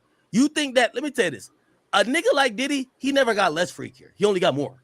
So whatever you think he did to Cassie, he did to the chicks after too. Let's keep it a beat. If he pissed on them, he pissed it on them. Pee was going everywhere. It's time for urine. Let's keep it a bean. Y'all not picking and choosing because Cassie took the stand and told y'all what it is. Young Miami tried to tell y'all she got pissed on. Y'all clowned her and she took it back. You think Lori Harvey never tasted no pee? Come on, bro. Come on, dog. You think Diddy got less freaky over the years or more? They searched the nigga house on a federal warrant, and he came to New York to prepare to get arrested or indicted, and he still had freak off supplies in the hotel. He never got less freaky. He always got more. So if he did that to Cassie back in 2010, I imagine he pissed on her, pissed on Young Miami, pissed on Lori Harvey, pissed on whoever the Jordan. Everybody got pissed. Piss everywhere. And they always massaging the fucking semen in his nipples. Let's keep it a bean. Chat, you know how us men are. We ain't on no Diddy shit, pause. But you know how us men are. You date that one eater that know how to suck you into next week, you can't even fuck with a bitch afterwards that don't give good head. Come on, man. Niggas don't, like, once you start getting used to certain shit, you can't even fuck with a chick that, if you fuck with a chick that give good head, you can't fuck with a chick that don't give head. Bro, you won't even be happy. You start cheating from day one. Day one, you start cheating. Trust. So I'm telling you, if Diddy was getting his booty hole tickled, he was getting man milk rubbed on him, whatever he was getting lathered up in, bro, he didn't just stop after Cassie said, you know, I'm done with this type of shit. Let me go do some regular shit. Fuck no. Fuck no. It only gets progressively worse. Somebody said, I'm eating, bro. Shit. No, now niggas sometimes graduate. That nigga could have been like, yo, fuck the semen, take that nigga doodle and rub it on me. Who knows, nigga? A mud bath. We don't know. Diddy was freaky. If she, like, we gotta hook her ass up to a lot of Texas tests. Did Diddy piss on you? Diddy piss on all these chicks, bro. Come on, man. Come on, bro. Stepdaughter. Yeah. We was here in Atlanta for Super Bowl. Okay, let me get back to the tweets, gang. So they explaining why the police came, why they didn't arrest nobody. It looked like Cassie held it down. And that's what I do want to say, as much as sometimes people want to say, yo, you know, I have to have that little carve out for Cassie. It's not necessarily a sweet spot. Pause. It's not simping. It's, we gotta say, as much as I'm always on the train of call the police, like, bruv, like, don't wait 10 years. Like, that nigga do it in the moment, because there's a lot of, like, how we got bitches coming back from the 90s claiming that they got raped, bro. Like, come on, bro. Like, you, bitch, that's like 40 years ago. How the hell? They be like, yeah. And the niggas they be accusing, like, nigga, they accuse like Smokey Robinson. They be accusing some niggas like who dead senile now. Like, what are we talking about? Yeah, Russell Wilson fucked me back in the 80s. Nigga, what? And you ain't say nothing for 50 years? Why we hearing about this shit now? That's like, I understand that mentality. But the thing with Cassie, I do have a lot of grace for her. When you hear the story, it's not that it was only like, all right, like, yep, I do think part of it was that she knew this was the bag. She's not trying to fuck it up. She knew she was going to go back. She's even said with the freak offs, yo, I had to do it because I didn't want him to do it with another bitch. Cool. One thing I do notice, yo, Cassie was saving this nigga, bro. Like, yo, after the hotel incident, Diddy's calling her, yo, they're locking me up. Yo, that's him smoke signal telling her, like, yo, you going to let them lock me up? Like, yo, pick up for me. This is after he just gave her a little Reese 300 combination, and he just kicked a 60-yard field goal with her noggin. You get what I'm saying? She was holding nigga down. Bro, they come to her door. Her face is fucked up. The nigga was beating on the door with a hammer, and they ask her for a name, and she won't give a name. You gotta look at Cassie and be like, bro, again, I'm not saying, I'm just saying she definitely held it down for that nigga, man. You could tell she was trying to, I'm not saying she wasn't there for the bread, but I think part of it was like, she would definitely take a gun charge. Like, I think he got rid of J-Lo. I think J-Lo was down to snitch on his ass. I think the first time some real shit happened, when they would have to shoot up that club, and he had brought the gun in J-Lo's purse, and supposedly J-Lo threw it out of it, whatever the fuck happened. I think J-Lo was just like, bitch, you forgot my skin complexion and forgot yours. I know I'm Jenny from the Bronx, but nigga, I would go up there and sing like Tweety Bird and get you the fuck out of here. After that, I think that nigga realized no more famous bitches. Second of all, because if she got a career, she'll definitely turn on you. So you got to get one of them, like, you know what I mean, with like a fucking, one of them little visas that she might have to get deported or some shit. She just relies solely on you. Without you, there's nothing going on for her. And I think after that, he probably just realized, like, bro, you got to pick the girls in a different type of way. Because the way how Cassie looked like she would have went to jail for that nigga. And that's what makes me look at her testimony a little bit different. The only thing is, I don't know if I look at it different enough to say she got sex trafficked.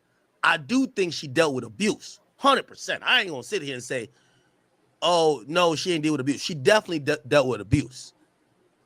Is that abuse sex trafficking? I don't know, because I think she was a freak too.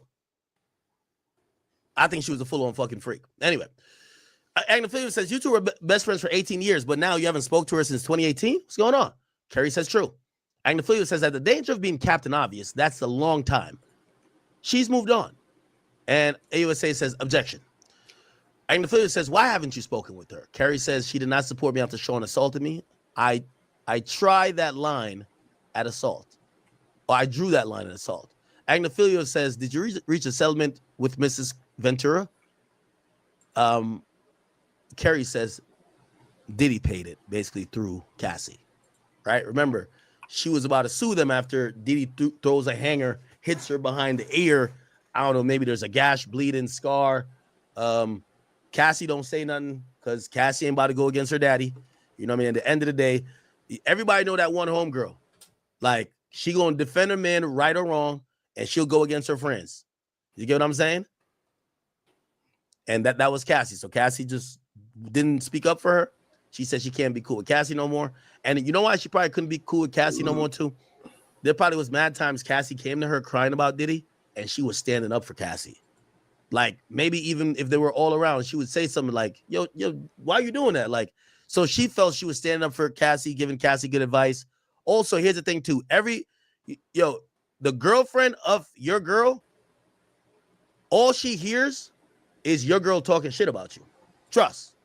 Your girl talks shit about you to her friends.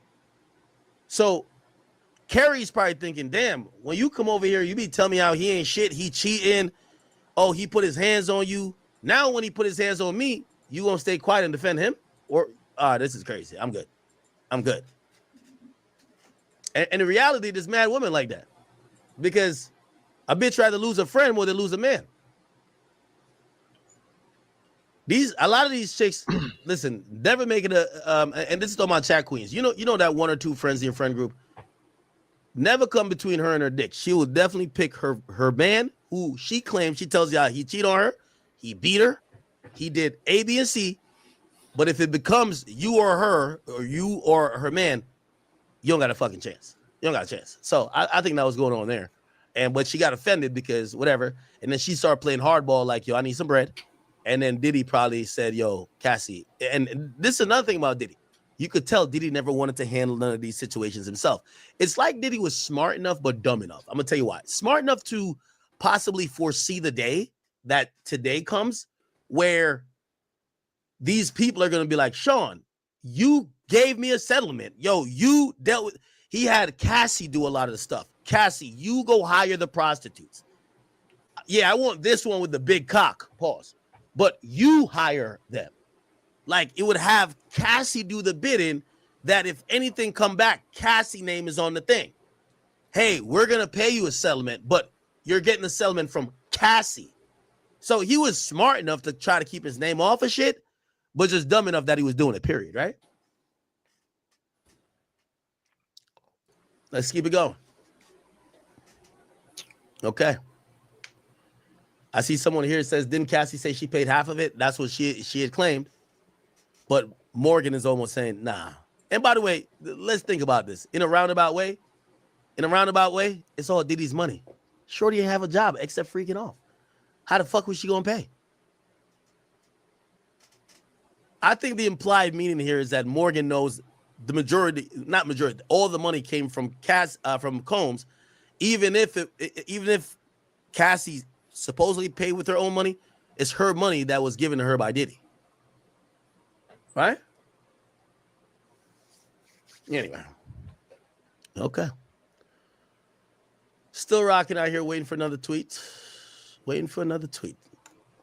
He invited me to come, and I did, and we were staying at this house he rented out, and we were having parties the whole weekend, and she had came over, and I noticed that they were gone for like a long time, and I was like looking everywhere for them, asking like everyone if they seen him, and everyone just told him no. But then like I remember like I like turned around and I saw him, and then I looked this way and then I saw her. Like they reappeared together. I mean, separately, but like reappeared at the same time. Because I was looking for her too. At the same time, I was looking for him because I suspected that he like snuck away with her. I'm opening up. And now she's like at family functions, and like he invites her to his events and stuff in Miami, and they was just in Virginia not too long ago. Wow. Now, I know you had mentioned there was pictures of girls that you found, like naked photos of girls and stuff, like while you guys were together. Mm-hmm. Like his nanny or whatever, her name was like Nikki. I saw like her sending him pictures of her vagina to his phone, and I asked him, and he was like, well, what do you expect? You're fucking with a rock star. Like that's what he would say to me. A rock star. Yeah. Wow. Okay. Or a superstar, whatever he said. What about like of any other of the women that you just named? Oh, and on my birthday, he had shown me a picture of me and him. That the first pic that we ever took, and I was like, you should save that as your screensaver. So he was like, I don't know how. So I was trying to show him, and I saved the picture to his photo album on his phone, and then I clicked on the photo album to like set it as a screensaver, and I saw a picture of him and Lori, like the same exact pose. What do you mean? I mean, the same exact pose that he took with me. Okay. And he did the same with Lori. Were they clothed or not? No. They weren't clothed? No. Lori Harvey. I mean, I didn't see the whole body. I just seen like up here, up. I mean, like up, okay, like from her chest and up. And did you ever have any problems with Lori? No, I don't have any more problems with her. Or any of the other women? No. Because I know you said Cassie was, of course, very respectful, but she still wanted you to step back. Yeah, no. I mean, it makes me angry a little bit, but I know that it's not their fault. Okay. So I don't have any. I'm not angry with them. Wow. Now I kind of hate to bring this up, but if Diddy is messing with Lori, wasn't his son Justin messing with Lori as well? I'm not sure what their relationship was, but I know that Justin was trying to talk to her when we were here at Super Bowl. Wow. So does his family know about you? Have you met his family? Have you lived in the houses? Because I know he has a few houses and things like that. So. No, I never lived in his house, but yeah, I know his whole entire family. Okay. And so the family knew about you and Cassie at the same time. Man, bench players talking like starters. I hate it, man. Yo, side things talking like wifeys, man. Like, yo, bruv. Yo, you're on a team with Cassie, who's the freak off specialist. Like, yo, she's like she's the captain of the freak off squad. You could do whatever the fuck you want with her. She got the most experience lathering up nipples with motherfucking baby batter. You got Lori Harvey. Like, yo, I ain't even gonna lie to you. Yo, freaking off Steve Harvey's stepdaughter is crazy. That's crazy. I wonder if Steve Harvey ever said anything to that nigga Puff. Like, nigga, leave my fucking daughter alone, you fucking creep. I wonder if he ever said some shit like that. Because Steve Harvey, let me see, Steve Harvey and who? Diddy. Where the fuck Steve Harvey been at?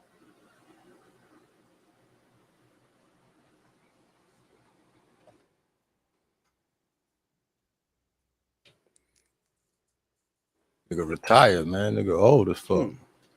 Whatever. Yes. Okay. Now, did you ever, I guess, feel any sort of anger towards Cassie? Mm-mm. Never. I mean, I felt like a little jealous, like wishing that I could be her, do the things that she get to do with him. Yo. Okay, chat. No. I know I'm making I'm not trying to make light of it, but just keeping the beam, man. Yeah, I feel like all these bitches were just kind of like fighting for spots on the roster. Like, the nigga not sex trafficking. He's just juggling hoes. Like, yo, come on, chat. They all jealous of each other. Facts. Cassie was jealous of her. Facts. She's 22. Academics. Cassie's 30. You feel what I'm saying? Cassie's trying to do more and more freak off. Even when Cassie was supposed to age out of the freak offism, Cassie is saying, yo, I got to keep doing it because he might do it with another girl. This chick is like, man, yeah, he blowing my back out. I'm freaking off, but like, he don't bring me in public. I want to go in public. You know what I mean? Like, all of these, it sounds like a nigga juggling a roster. Now, does he look like he was trying to lay the pimp hand down? Yeah. We don't agree with that. We don't like violence against women. He definitely beat the brakes and pulverized some of these women, and we think that completely foul. But a lot of them here, it sound like it's a nigga who was juggling a roster of women. And we also got to remember, I think Diddy like men, niggas, rappers. I think he got to, yo, I feel like, chat, you could name them in the chat. There's a few rappers today, like sipping their tea, like, you tell him, sis, I was going through the same thing. I always wanted to be like him. At least he got to be in the pool. I never got to be in the pool. He never told me I was scrambling. I know. You tell him, sis, I'm going through the same. I think Diddy had a roster of bitches and niggas.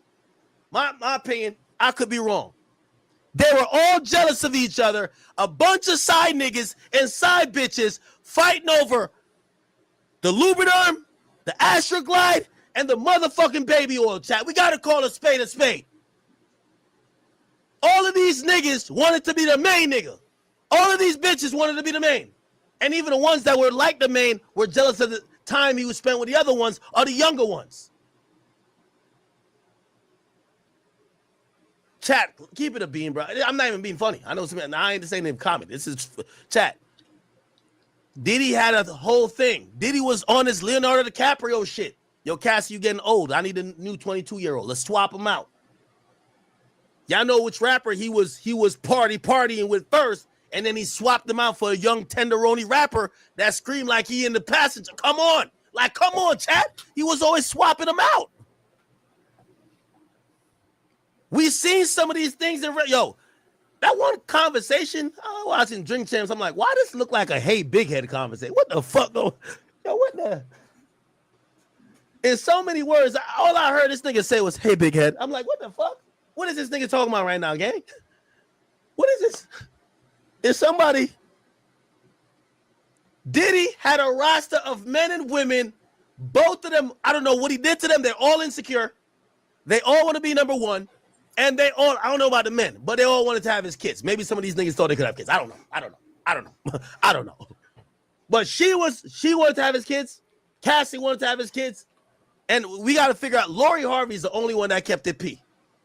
Lori Harvey moved on to her like fourth or fifth nigga. You know what Lori probably did? Listen, right now I'm ad-libbing, or I'm just riffing. So I'm going to just say allegedly. No lawsuits, let's get it. Allegedly. You see, these chicks, they know how to, let me tell you this.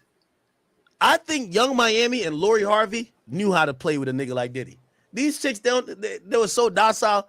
Diddy would come in here and be like, bitch, you fucked up my eggs. Slap. Right hook. I don't agree with these things. I'm just trying to tell you how he was coming. I don't think Young Miami was getting no right hook. I think Young Miami was knowing how to play it. Definitely and getting treating him like a trick. And then that's I what he think Lori was. Harvey A trick. was like, oh, you think you could play with me, huh? You think you gonna play with me? I'm fucking your son. Over. It's over now. She done put a pussy on your son. All that shit, what you gonna do? Kill your son? She put a pussy on your son. You start playing with her, acting like she wanted to, like she a option, like, you know, he over here juggling a bunch of bitches. Nah, she was with said, the all right, I'm son gonna put first, pussy though, on your son now. she was with the son first. And You then know she Diddy got was going with crazy. Pops. Come on now. The son with the bush, and she was like, all right, I'm gonna put the pussy on your Pops. That's Diddy what fuck with the that's what right happened. one with Young Miami and Lori Harvey. Lori Harvey said enough is enough, fucked his son, dipped out. Young Miami, you could tell that Lori boisterous bitch, you can't like, you shit, you might have a shootout with her, man. I don't know, like, it don't look like, her voice even annoying. She don't even sound docile. It sounds like you gonna be arguing with this bitch all day, man. Like this chick right here, when you raise your voice, he says, shut the fuck up. You don't hear, nigga, she tiptoed to the bathroom after that. Nigga, she even put her phone on silent. Nigga, she don't even want to hear, she don't want none of that. She just, you could tell, Cassie, one of them chicks, you say, bitch, if I will slap the, nigga, trust. Young Miami, you gotta go get one of them ratchet bitches. You got to fight her, man, because this chick on some other shit, man. Like, chat, we men, we know who we could try. We know who we could try. By her voice, I could tell. Yo, you run shit with this chick right here. You run shit with her. You don't even ask her. You tell her. Yo, tonight we having a threesome. Matter of fact, I got 2 hoes in town, foursome. Let's get it. You tell her what's going on. With Young Miami's like, bitch, you gotta take me shopping, period. Like, yeah, and that bitch, she can't, like, so much mouth. I'm like, oh my God. Bitch, you better Rolls Royce me. Like, yeah, I could tell, like, little ratchet hole. I don't even know why I didn't even fuck with her. I'm like, chick like that, man. She just running through your credit cards, nigga. You need a chick like this. She over here searching for loving babies. All you got to do is pop in Plan Bs and back to Planned Parenthood every 4 weeks. Sorry. Y'all niggas know what it is. Y'all know what it is, man. Y'all be acting like y'all don't know. Like, come on. You know, like, and what did you ever events talk and stuff. did you ever talk to Diddy about that? Yeah. And what did he say? He don't care. I just had to play my position. Hold on, I want me to laugh. I don't mean to laugh, but like it just goes into. That's why I keep telling y'all. Like, yeah, I think Diddy know we could try. What type of did he ever talk to you about him and Cassie's relationship? No, he always spoke highly of Cassie. Did Cassie know about your pregnancies? Do you think? No. No one knew until now. Okay. So, yo, obviously, the more and more this goes on, I see why Diddy wanted to get me knocked off over. Yo, when Diddy hit me up like I was fucking up his pimp game, like, shit. If I knew all this shit I knew now, nigga, I would apologize to that nigga and send her a side chick gift and send him just a player gift. You get what I'm saying? the video is out. Everyone obviously knows while watching this interview that you did upload the videos out of spite to actually prove that you and Diddy for the purpose of sexual pleasure. So that would kind of look like sex trafficking. Now, this is why, remember the defense when asking Cassie questions directly, they asked Cassie, they were like, what were the questions they asked? They asked Cassie, oh, did he love you? Did he do this? They were trying to establish that you guys just had a relationship, right? Like the government is trying to make your relationship look like sex trafficking, but no, you guys had a relationship. You cooked for him. Y'all went out on dates. He told you how much he loved you.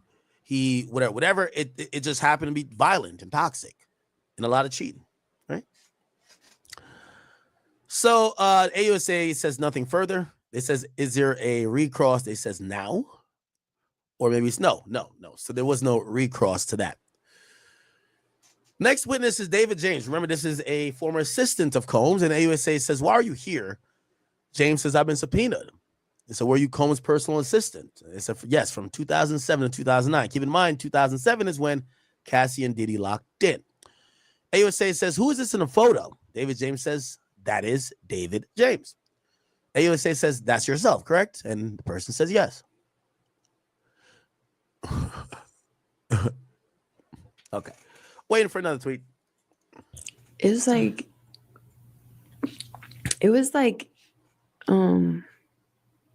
I felt, I mean, it wasn't like nothing new to me that, cause it's like now that I know Puff, I was like, he would do some shit like that to me because he's done so many fucked up things to me. But it's just like I posted a video of us loving each other. You know, it's not like I didn't say anything. I just posted videos and pictures of us loving each other. Nothing else. And why do you think? Shorty, you're the side chick. Like, bruv, you get love in private. Yo, these chicks are like thoroughly confused. Bruv, I have my main girl that I'm a famous mogul. For better or for worse, they're associating me with Cassie. You're getting dick, and yes, I love you. I probably tell you I love you, but this is private, okay? We could send videos and pictures to each other. Like, you could show your friends. Maybe, like, don't even post it on your Finsta, bro. Like, yo, you're embarrassing me now. Like, what's up? Like, you're the side thing. Stop it. Talking about I only posted videos of us loving each other. Yeah, this is a secret. Anything. I just posted videos and pictures of us loving each other. Nothing else. Yeah, you just snitched on me. That's what you see. All I posted was me showing you love and told on me. That's what you did. Fucking told on me. That, cause it's like now that I know Puff, I was like, he would do some shit like that to me because he's done so many fucked up things to me. But it's just like I posted a video of us loving each other. You know, it's not like I didn't say anything. I just posted videos and pictures of us loving each other. Nothing else. And I don't even know if it feel like Diddy wasn't even trying to give game like that or like spit game. I feel like these chicks are like willfully ignorant. Yo, how could you think Diddy's your man or he would want to stand by you posting pictures of him when in the media it's flooded with him and a different woman? And why do you think that Diddy wouldn't post the pictures himself if he wanted that to be known? Just play your role. Why do you think he, I guess, seems like he was trying to fix it? Why do you think he was trying to fix it? Like, I guess this fix, I guess, the publicity that was surrounding the videos and pictures that you uploaded. Why would he say to you that TMZ is trying to fix, like, I guess is working on a story? Hey, okay, I seen some people in the shots of people in the kick chat, man. Y'all really going crazy. I have the King Academic chat up open too? Shout out to my peeps over there. All right. Do y'all want me to do the side topic real quick? We're waiting for more tweets. We're not fully there yet. So we're gonna let a few tweets kind of back up. Remember, we're done with Kerry Morgan. That's the best friend. Now this is Combs' former personal assistant between 2007 2009. That's David James. It's probably gonna take like 5 to 10 minutes for us to get like a good amount of tweets to read consistently and understand what's going on. I could do a real quick topic. I've seen some people in here. Day 6, Diddy. By the way, before we do this, let's get up to date with our tweets. Okay. So David James is a new witness. They're there, and basically David James says, that's me in the photo, right?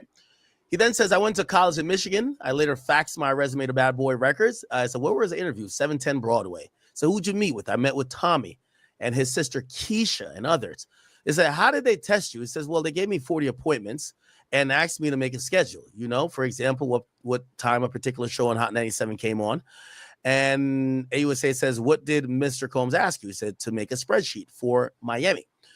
David Jones says, I said, I know his food and restaurants preferences. He asked me, why did I make a good assistant? I said, can't stop, won't stop. And I got the job. He said, were there others? He says, yes, Miss Robles, Mr. Barber, and others. Okay. He says, what would you do as an assistant? He says, bad boy to 5, then out to dinner, then to studio at 3 a.m. We'd get called at any time of the night, okay? AUSA says, did you travel with him as well? Says, yes. So who was the security staff? D-Rock, Bonds, Uncle Paulie. AUSA says, you work 20 hours a day? It says, yes. Security did 2. So what did security staff tell you? It says, to stay in my lane. Who said that? Bond and Uncle Paulie. AUSA says, focusing on his personal chef, says Chef Jordan, who's now Jordan Atkinson, which, by the way, this chef is also expected to take the stand at some point. Let's Google to make sure that's the same chef. Diddy. Let's see if the same chef that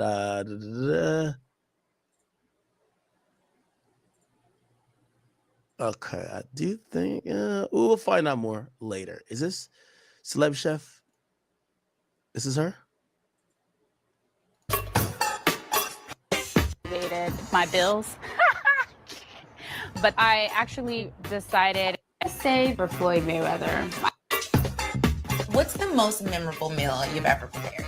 I'd have to say for Floyd Mayweather. I was with him for 3 or 4 training camps, so it's like, holy shit, yo, chat.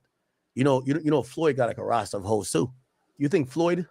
Oh, I hope they don't get Floyd. I don't know. If we're trying to say these are men who probably got too old, still was running around here trying to have a roster of 10 chicks, lying, deceiving, obviously violent. And now, shit, sex trafficking, motherfucker. You know what I mean? Flying chicks left, right, and center. And a part of history at the time. That's amazing. What keeps me motivated? My bills. But I actually decided at 19 years old that I'm a chef. Sean P. Diddy Combs, Puffy, Puff Daddy, was my first celebrity client. You have a specialty? High-profile clients right now, they want things to be clean. A lot of people are doing paleo, gluten-free. Okay, all right. AUSA says, did Mr. Combs have girlfriends then? Personal assistants, he says, yes. Kim Porter, Sarah, Tara, oh my God, Yana, and Cassie. Told you my boy had a roster, 5 of them. Got a good roster right there. Kim Porter, Sarah, Tara. Who's Tara? And who's Sarah? Yana and Cassie. What was your first conversation with Cassie? We were on Star Island. Kerry Morgan was there too. Cassie said, this lifestyle is crazy. David James says, I asked her, why don't you leave? She says, Sean controls my life, my music. He pays for my apartment. AUSA says the next conversation with her, David James says it was about her music, but the album never came out. AUSA says, did you overhear a conversation? David James says, yes. David James says, Mr. Combs said, Kim is my queen. Out in LA with my family. He said, I have Cassie where I want her. Ooh, okay. So he was breaking down his thing. Say, Kim is my queen in LA with my family. Cassie, I got her right where I want her. She's my young, moldable chick. Okay? AUSA says, Your Honor, how much longer do you want to go? This would be a good place to break. The judge says we'll break for the day. Oh, my God. It's an early day. Now, there's more. Agnophilia says, MDC Brooklyn makes us end VCT at 6 p.m. We need more. Ending at 3 p.m. ends helps if you can extend it. The judge says put a letter in the docket. Okay? Okay. What is this? Let me...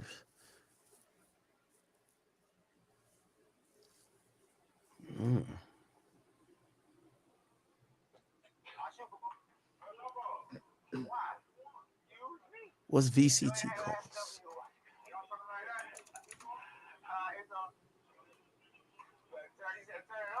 Oh. Is that visiting calls?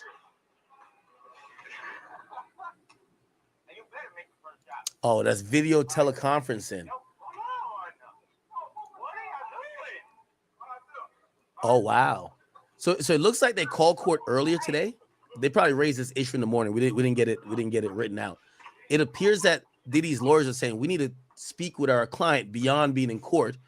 If we end at 5, by the time he gets back to the jail, we can't even have a conference. Like, he's shut down for the night. We get him back in the morning, but we can't really talk to the guy other than during lunch. So we want some time to prepare for him with video calls, clearly. And they're now agreeing that ending at 3 p.m. probably is going to work out, that everybody could get to wherever they need to go to at 4 and maybe have a call for at least an hour. Wow. That's interesting. Interesting. Okay, people. Let me play this guy. Describe the date or his input. It's my guy, friend of mine, Bradford Cohen. This is him. He gives real good legal insight. By the way, one of the best lawyers in the land. On Sean Diddy Combs. So today, Dawn Richards is going to continue testifying. She is a member of Danity Kane. Danity Kane is a group that was managed by Sean Combs. And if you remember, he's never been easy on any of his groups. I don't know if anybody remembers Making the Band. I remember wasting my life away watching Making the Band. And he made people cross over the Brooklyn Bridge to get him Junior's cheesecake. He's a very difficult manager. He's a very difficult guy to deal with. And I think that is kind of going to be highlighted by the defense here. I don't know if... Yo, chat, let me ask that gentleman a question. Well, I asked my chat please. Now, granted, I'm asking this in a very tongue-in-cheek way. I don't mean to be insensitive or anything about it, so I got to give a disclaimer. But if you a woman that were around at that time, and you see how horny Diddy was, he was having freak-offs for 4 straight days. If Diddy never tried to get you in a freak-off or never tried to fuck you, would you feel like, yo, damn, I really wasn't pretty? Because I'm thinking about, I'm like, yo, ain't no way he tried Babs Bunny. Right? Like, yo, I don't think he tried, like, them hoodlums that was in Making a Band, or The Band, that's what it was called. I don't think he was trying to get Babs Bunny in no fucking freak off.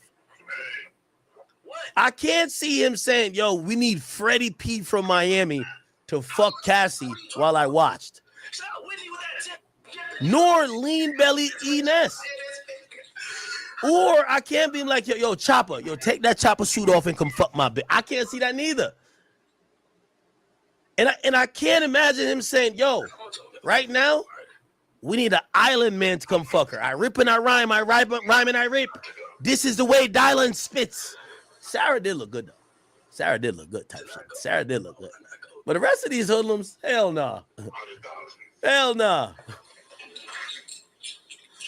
there's going to be a lot of bias here because he does look like Dana White. You're right. She was treated in a way that she felt was disrespectful in terms of money, in terms that she didn't get paid for things, in terms of that she witnessed things that she didn't want to witness. She says that she witnessed him hitting Cassie with a frying pan with eggs in it, never reported it, never called the police, never had a text with Cassie about it, never had a text with friends about it. I think that's unusual because you think she would at least tell her friends about it. Cassie's testimony last week wrapped up with a lot from the defense just smoking her on. Is that a fair thing to say, Chad? Do you believe there's a world where they're so scared of Diddy that somebody I ain't gonna lie to you. Yo, somebody get hit with a frying pan around me, my group chat is on fire. Actually, I don't really got group chats like that, but for the group chat people. Like, yo, I'll be on Discord. So I'll be like, I'll be on Discord telling that story a lot. Yo, this nigga Diddy slapped the bitch with a frying pan, nigga. Like, this shit was crazy. A frying pan? Yo, slapping somebody with a frying pan is crazy. I'm telling everybody. But I do have a big mouth. Pause.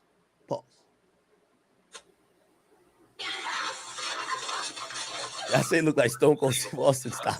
Different texts that she wrote about that she loved the freak off, that she wanted to do freak offs during the week, not just the weekend. The amount of settlement that was made by her for $20 million with Sean Combs, and then $10 million against the hotel.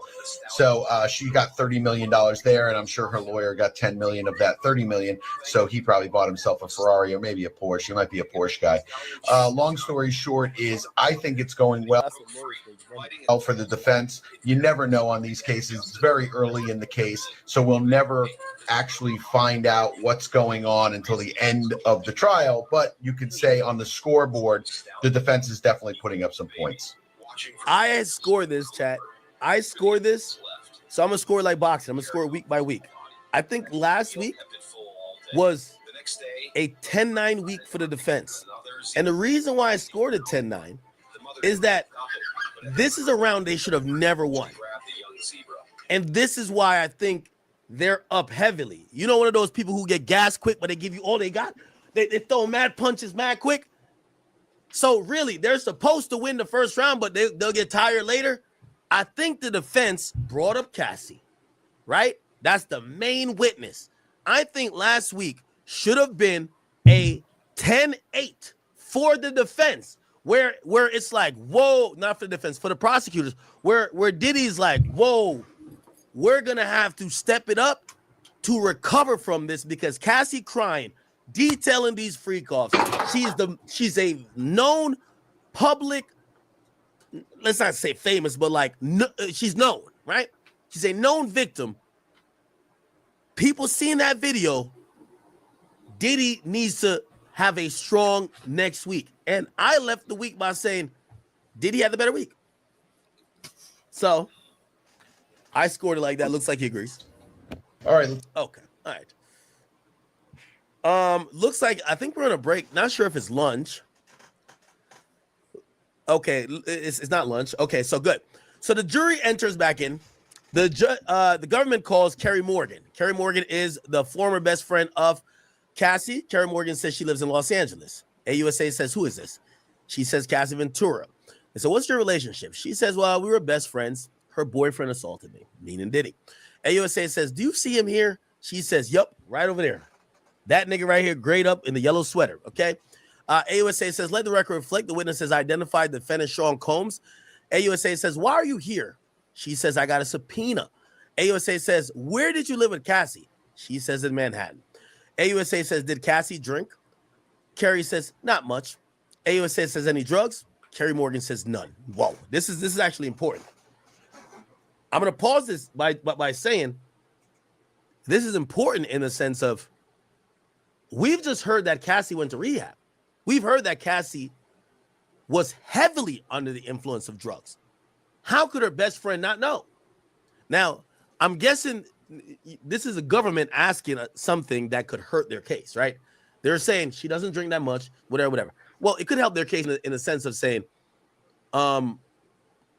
Diddy forced her to take drugs, and that's why her friends never seen her take drugs outside of being with Diddy. And that is one of the arguments they're trying to make.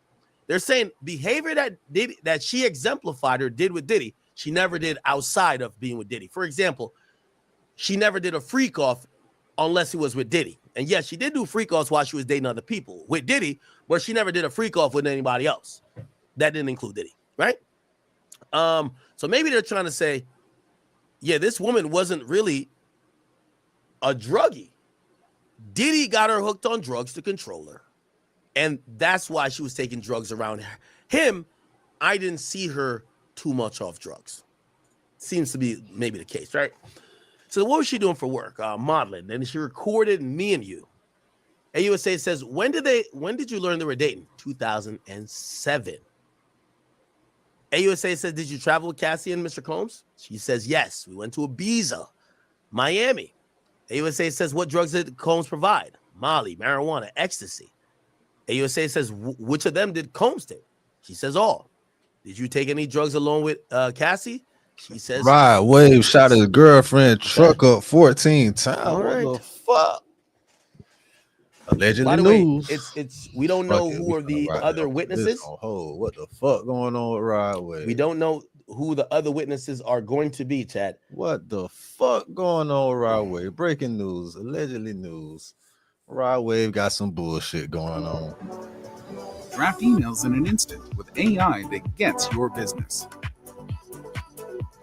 Rod Wave was arrested for allegedly firing 14 shots in a girlfriend, Minnie Barbie's G-Wagon. It says, why is Spade News TV? So this is Spade News saying this. This ain't setting the hash. Let me cite my source real quick. That nigga tried to off the bitch. Rod Wave was arrested today on 13 charges, including aggravated assault, possession of a firearm, and more after his bond. Man, hold on. I did see some shit about this for an incident that allegedly took place last month. Authorities say they acquired video evidence of him getting into an argument with his girlfriend and shooting her vehicle. No one was inside the vehicle. He was released on bond a few hours after being arrested today. Bruh.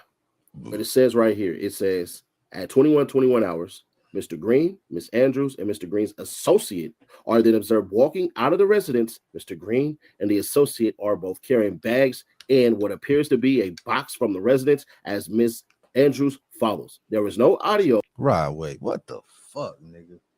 I know this nigga ain't just do that bullshit. Now we got a motherfucking... Oh man, they gonna get this man by goddamn 3-4 years for that bullshit. I don't give a damn what. So with the video, but it appears that Miss Andrews and Mr. Green are in a verbal argument, and it appears that Miss Andrews yells at Mr. Green. Mr. Green then pulls out a Glock 20 10mm pistol from under his left arm that he is taking from the residence. And as he walks through the garage courtyard, he opens fire at Miss Andrews' Mercedes G-Wagon, firing 14 rounds in total, emptying the pistol magazine. Miss Andrews' 2025 Mercedes G-Wagon was struck by 11 rounds. 1 round struck Miss Green's 2022, and it doesn't say the rest on there. They're saying Rod Wave crashed out over a girl, bruh. Please tell me this ain't true. Yeah, it's true. Yeah. I mean, listen to the nigga music, man. If you listen to the nigga music, he telling you he willing to crash out by that. If you listen to his songs, you might believe it. Let's go. Green, Radarius, Marcel. Look at this fucking counts. Look at this Right shit. here. Aggravated assault, possession of a firearm or a knife during the commission of or attempt to commit certain felonies, pointing or aiming gun or pistol at another, reckless conduct, criminal damage to property, 2nd degree, willful obstruction of law enforcement officers, misdemeanor. So he ran from tampering with evidence, possession of fire. Damn, he got 2 counts of that. Damn, he got like 2 counts of the same shit. But like, damn, that's fucked up. He got arrested in Atlanta, so y'all know he went to Fulton County. Or you can just look up to the right. Man, you got to deal with black male, 5'8", 300 pounds. I promise you, that boy is at least 360, bare minimum. Anyways, let's do it. So it says aggravated assault. You know what, possession of fire. I'm glad you ain't do that shit in Florida. I'm glad if you crashed out, nigga, you gonna crash out up there in Georgia like that. you might be lucky enough to get probation up there. Cause down here, nigga, yeah, we're gonna do firearm or 4 knife that during shit. commission of or Yeah, attempt to boy. commit certain What? felonies, Yeah. pointing or aiming Yeah, gun little or grass in pistol St. at Pete with another, that bullshit. reckless conduct, criminal damage to property, second degree, willful obstruction of law enforcement officers, misdemeanor, tampering with evidence, felony, possession of firearm or knife during commission of or attempt to commit certain felonies, simple assault, reckless conduct, criminal damage to property, second degree, willful obstruction of law enforcement officers, misdemeanor, tampering with evidence, felony, conspiracy to commit a felony. They just double that shit up on them. How that song go? I did it all for you. Yeah. Now, you know the hood lawyer gonna mess around and do exactly what these other channels won't. But if you can, man, hit the like button like you like something. Let's get into the sentencing guidelines for all of these felonies. God, dog. Is a Georgia aggravated assault is a That's felony all about defined his as assaulting history, someone with the too. intent to murder or rob them by using a deadly weapon or object that could cause serious bodily injury. It carries a sentence of 1 to 20 years in prison, and fines can range up to $100,000 according to the Georgia criminal law. In Georgia, one thing about it, y'all see how much the fine is. He's gonna pay. He's gonna get that shit gone. Nobody was hurt. He's gonna do probation. He's not gonna do no time. This is right away. He don't do all that bullshit in the music about goddamn running down. He don't do that. You know what I'm saying? So the nigga blessed, man. I'm glad he ain't killed her. I'm glad she lives. Cause boy, look. Possessing a firearm or knife during a commission of or attempt to. Can you imagine that shit, bro? This nigga got down killing the bitch. Like, you hear that shit. Like, that shit wouldn't even sound true, right? That shit would sound fucked up. You hear that shit? Man, you know Rod Wave done killed the bitch. He shot the bitch truck up 14 times. What? Nigga look like, what is the world coming to? Rod Wave? The same rapper nigga from what? Shot a bitch shit up 14 times.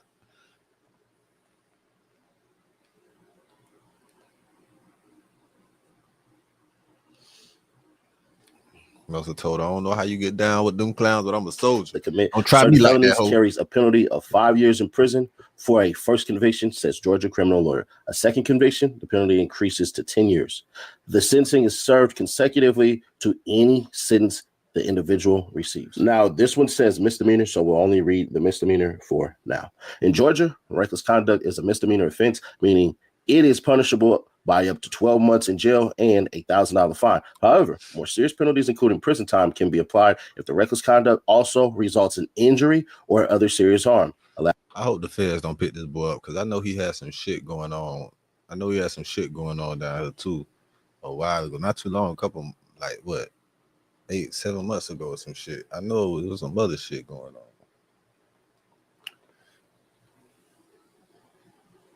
But no, he'll be straight. This seems like it's an isolated Elaboration, misdemeanor. Reckless conduct is generally classified as a misdemeanor in Georgia, carrying a maximum penalty of 12 months in jail and a $1,000 fine. In Georgia, a conviction for criminal damage to property in the second degree, OCGA 16-7-23, results in a prison sentence of 1 to 5 years. It is considered a felony. The punishment also includes a fine. The state must prove beyond a reasonable doubt that damage exceeded $500 and was intentional. Elaboration, sentencing. Now understand this. This is the second degree. So a person convicted of criminal damage to property in the second degree in Georgia faces a prison sentence of at least 1 year and up to 5 years. Additionally, they may be required to pay a fine. In Georgia, willfully obstructing a law enforcement officer is a misdemeanor offense under OCGA 16-10-24, punishable by a fine up to $1,000 and or jail time up to 1 year. This includes situations where an individual knowingly or willfully interferes with an officer's lawful duties, such as by giving false information or otherwise hindering the officer's actions. Elements of the offense: intent. The individual must have knowingly and willfully committed the act of obstruction, interference. The act must obstruct or hinder a law enforcement officer. Lawful duties. The officer must be in the lawful discharge of their duties. Examples of obstruction. This gets good.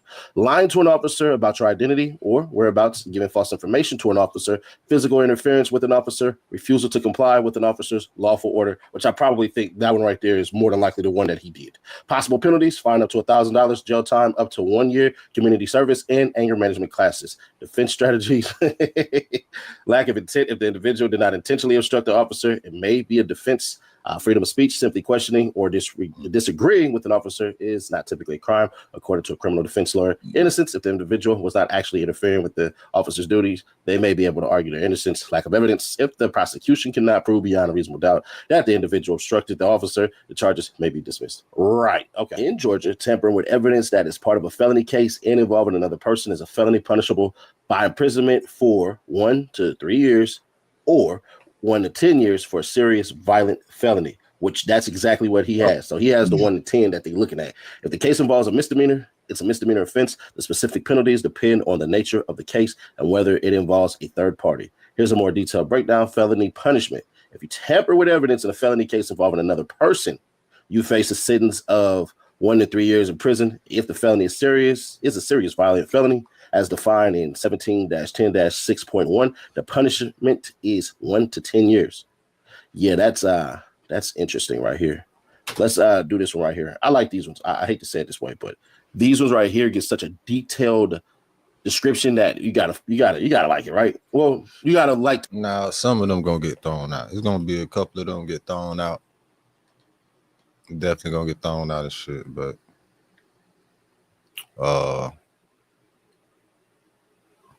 damn, Wave, that's crazy, dog. That nigga crashed out.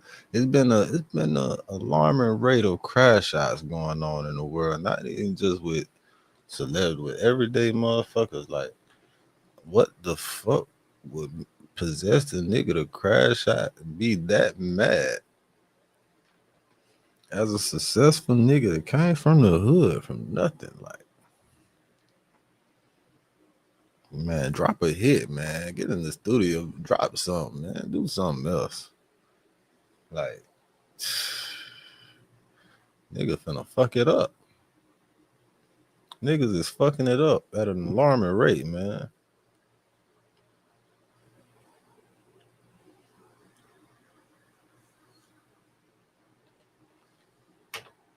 To know. I don't want to say that, we like this type of stuff because we don't, but it is what it is. Intent to prevent apprehension or obstruct prosecution. To be convicted of tampering with evidence, the state must prove you intended to prevent the apprehension or prosecution of someone or to obstruct their defense. This could involve destroying, altering, concealing, or disguising physical evidence, or making, devising, preparing, or planting false evidence.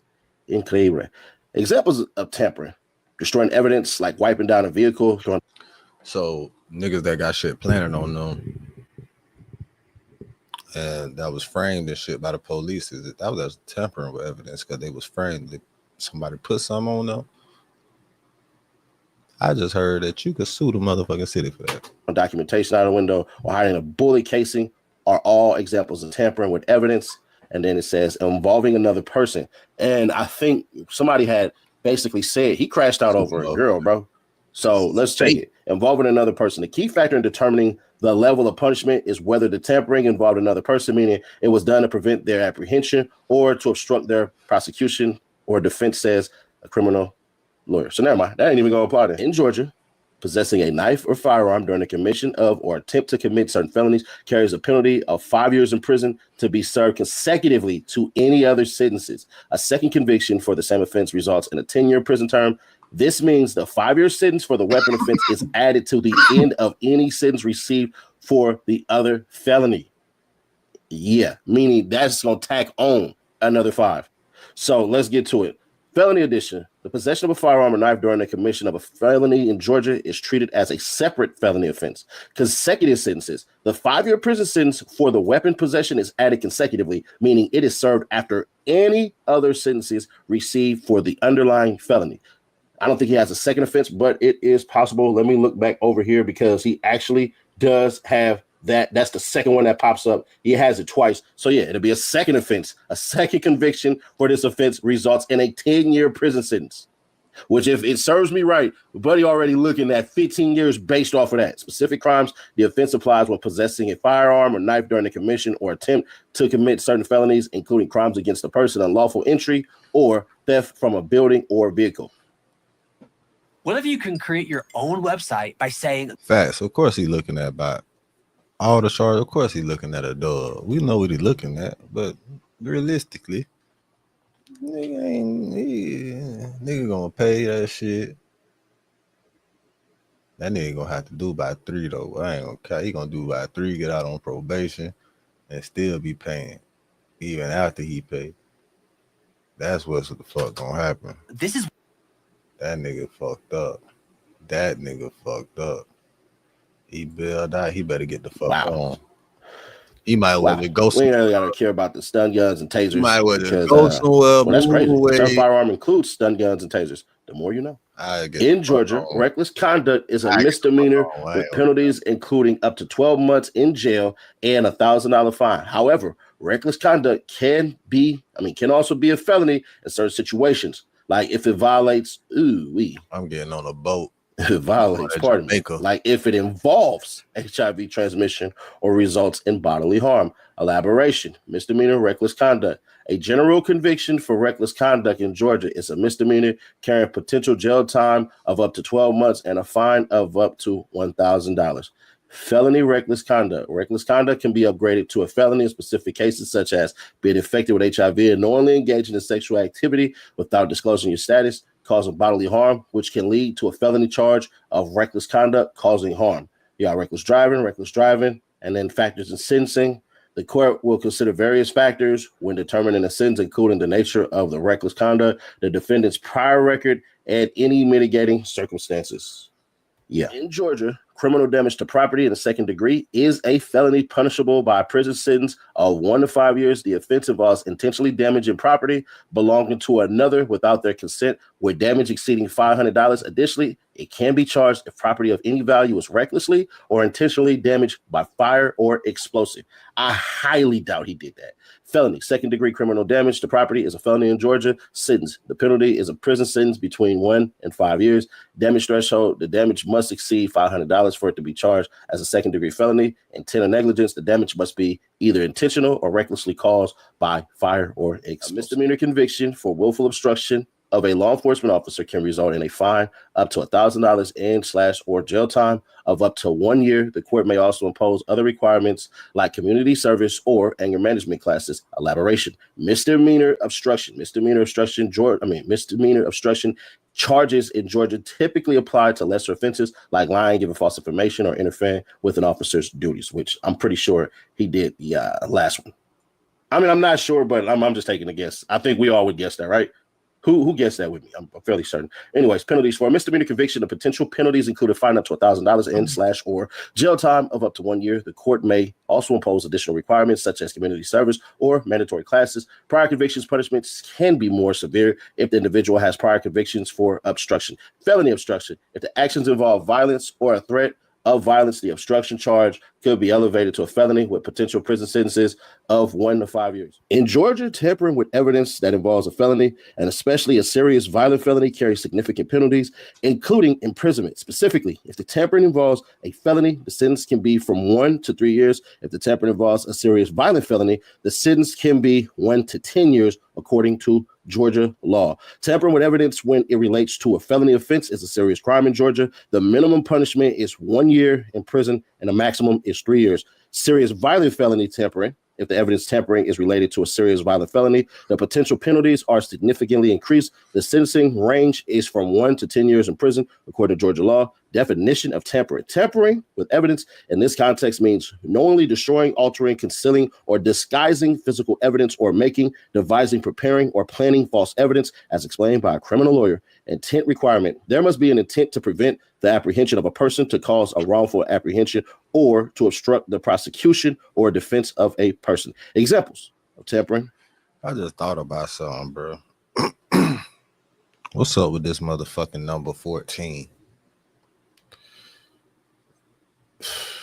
Breast was stabbed in prison 14 times. And what, a fucking week later, this nigga Rod Wave shoot up the girl shit 14 times, or they say this was a month before.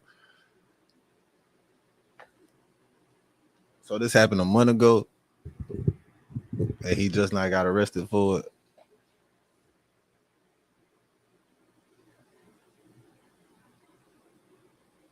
I don't know. Maybe I missed that. With evidence, including wiping down a vehicle to destroy evidence, throwing documentation of a forged check out the window, or hiding a bullet casing in the trash. Yeah, that is a terrible example. This is the last one.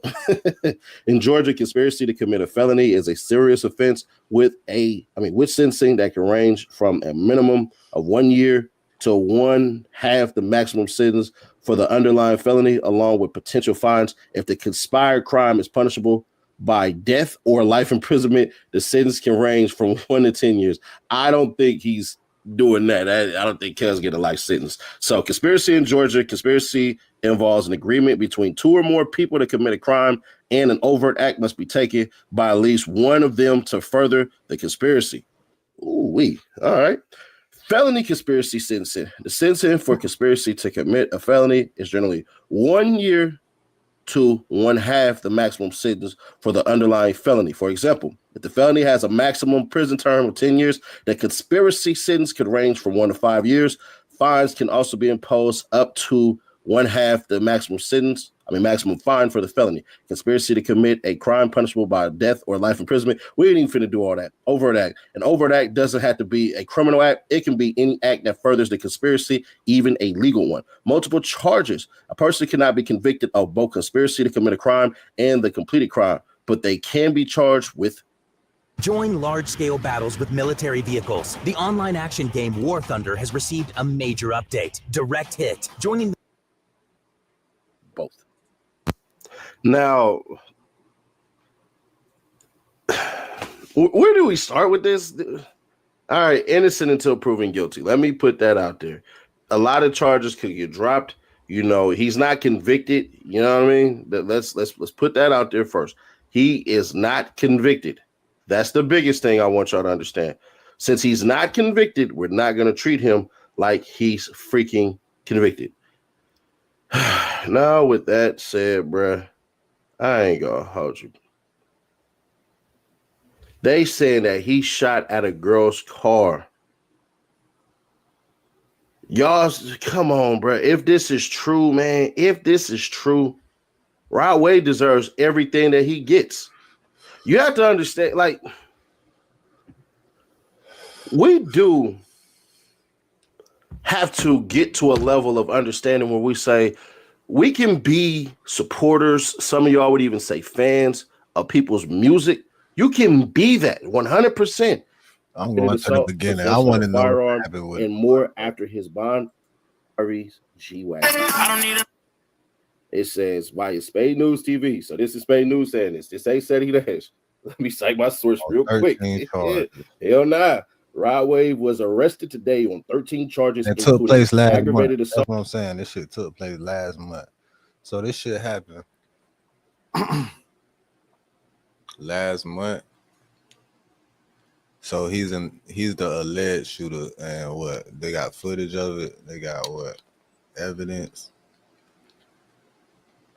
And this around that time that there was a clip going around. My boy was Dolo at Waffle House over there in Atlanta and shit. But yeah, it's something up with this number 14. He got charged with 13 counts, shot up the girl shit 14 times. A week after Toriad gets stabbed 14 times. What else is this number 14 gonna come in at? That's what I'm thinking about. What's the next shit? It was 14 stabs. It was 14 shots.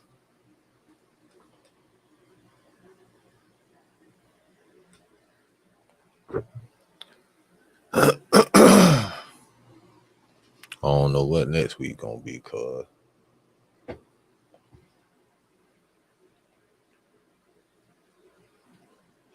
Nobody died in each event.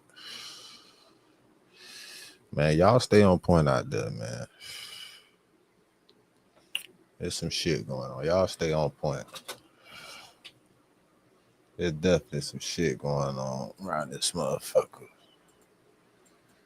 Rod Wave and goddamn got booked for some shit that happened last month.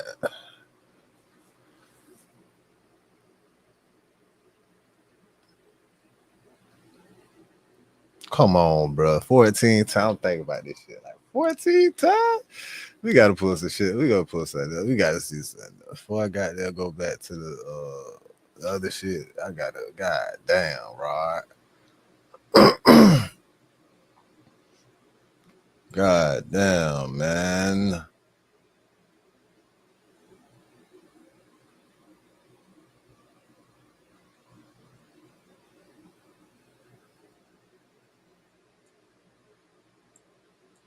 Let's see what else. What else going on, man? What the word on the street is, man? What the word on the street is with Lil Bro, man? Lil Bro done goddamn crashed out. I know a lot of fans are gonna be sad about this, but you ain't gonna be seeing Rod Wave. Nah, you gonna be seeing him. You gonna be seeing him. You gonna be seeing him a lot till that damn case happen. We gonna see if he going to court on it though. That's what we gonna see. We gonna see if a nigga going to court. Is he gonna fight that bitch?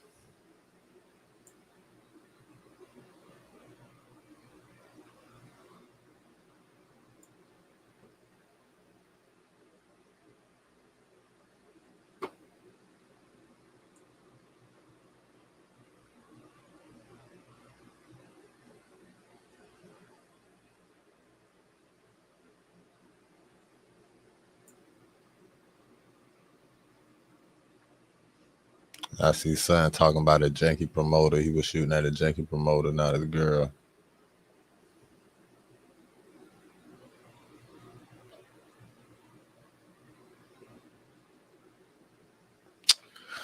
I don't know. That sound more goddamn.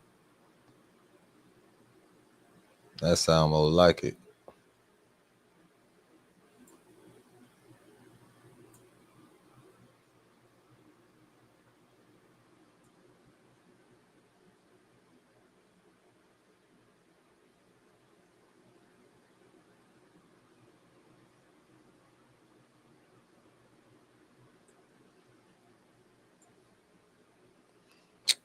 Well,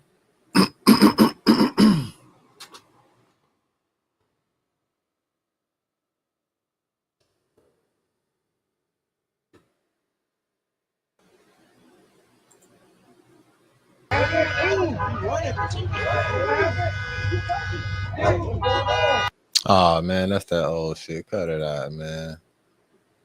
That's that old shit. They needed to bitch for showing that damn clip of a nigga that was supposed to be Rod Wave. That wasn't even Rod Wave, man. They got dumb as hell, man. Y'all niggas, them niggas be funny. They know how to put some shit together to get some views, don't know. That shit be crazy as hell. I don't know what that shit is about. Anyway, though, that's it. Fuck it. We're gonna go back over here and see what that shit about. Man. I would say free that boy, but shit, he already free. He bonded out. He all right. He straight. Back to the regularly scheduled programming. All right.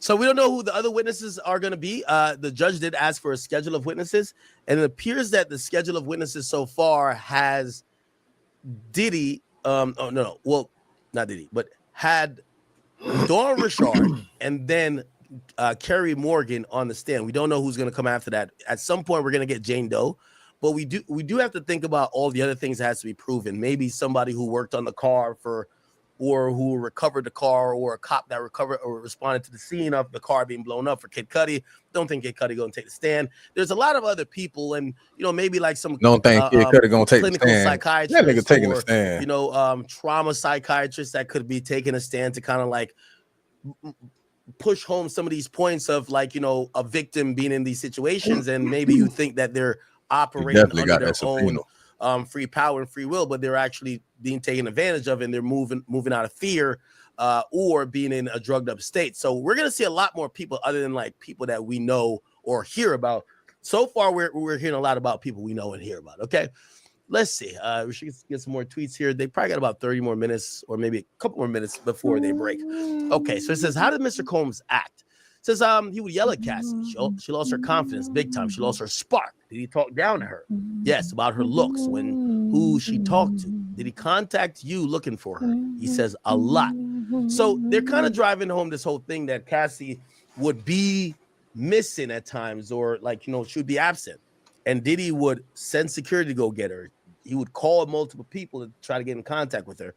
And he made a point where Cassie had to be held accountable, or Cassie had to be present when he wanted Cassie to be present. He would hit up the best friend. I think they may have even mentioned he may have even hit up the moms. Like, Diddy always made sure he knew about Cassie. And this is going to go into the government's point of, you remember sex trafficking under force, fraud, or coercion. It's like, yeah, you could say Cassie could walk out the door, but if when she walks out the door, he tracks her down with security, he's still threatening her, he's saying he's going to drop the video, he's hitting up her best friend, he's pretty much has control or has a tap on her whole life.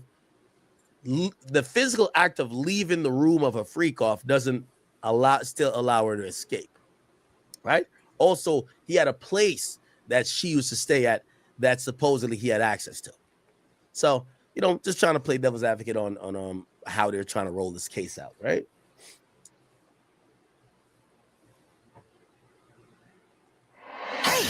Glass fresher than it's ever been, make it look gleamy. Get it streak free, filling it up to the top from the tap. Now that glass is mean green.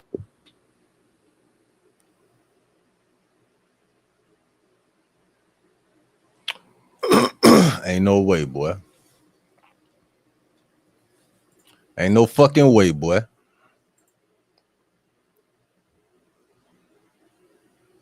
Ain't no fucking way, boy. Ain't no way, boy. Ain't no fucking way, boy.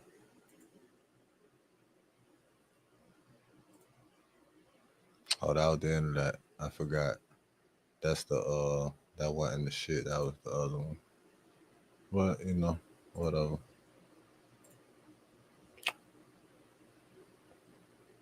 Damn, man. There's some shit going on.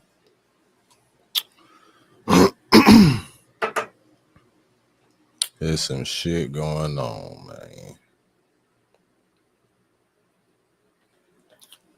Hey, man, don't get caught up out here slipping with one of these boyettes out here. You hear me? Don't be out here. Don't let a nigga find out you out here goddamn fucking around with boyette. No, know what I'm saying? A nigga fucking with boyette. No.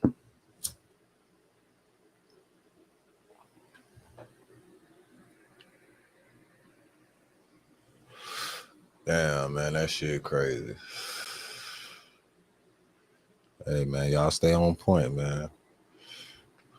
It's something up. It's something up with that number 14. It's something up with that motherfucking number 14. I'm telling you. It was 14 shots. If first it was 14 stabs, and then it was 14 shots. But then they said the 14 shots came before the news of the 14 stabs. So it was really 14 shots first, and then it was 14 stabs. I don't know what the next. I don't know what the next 14 gonna be.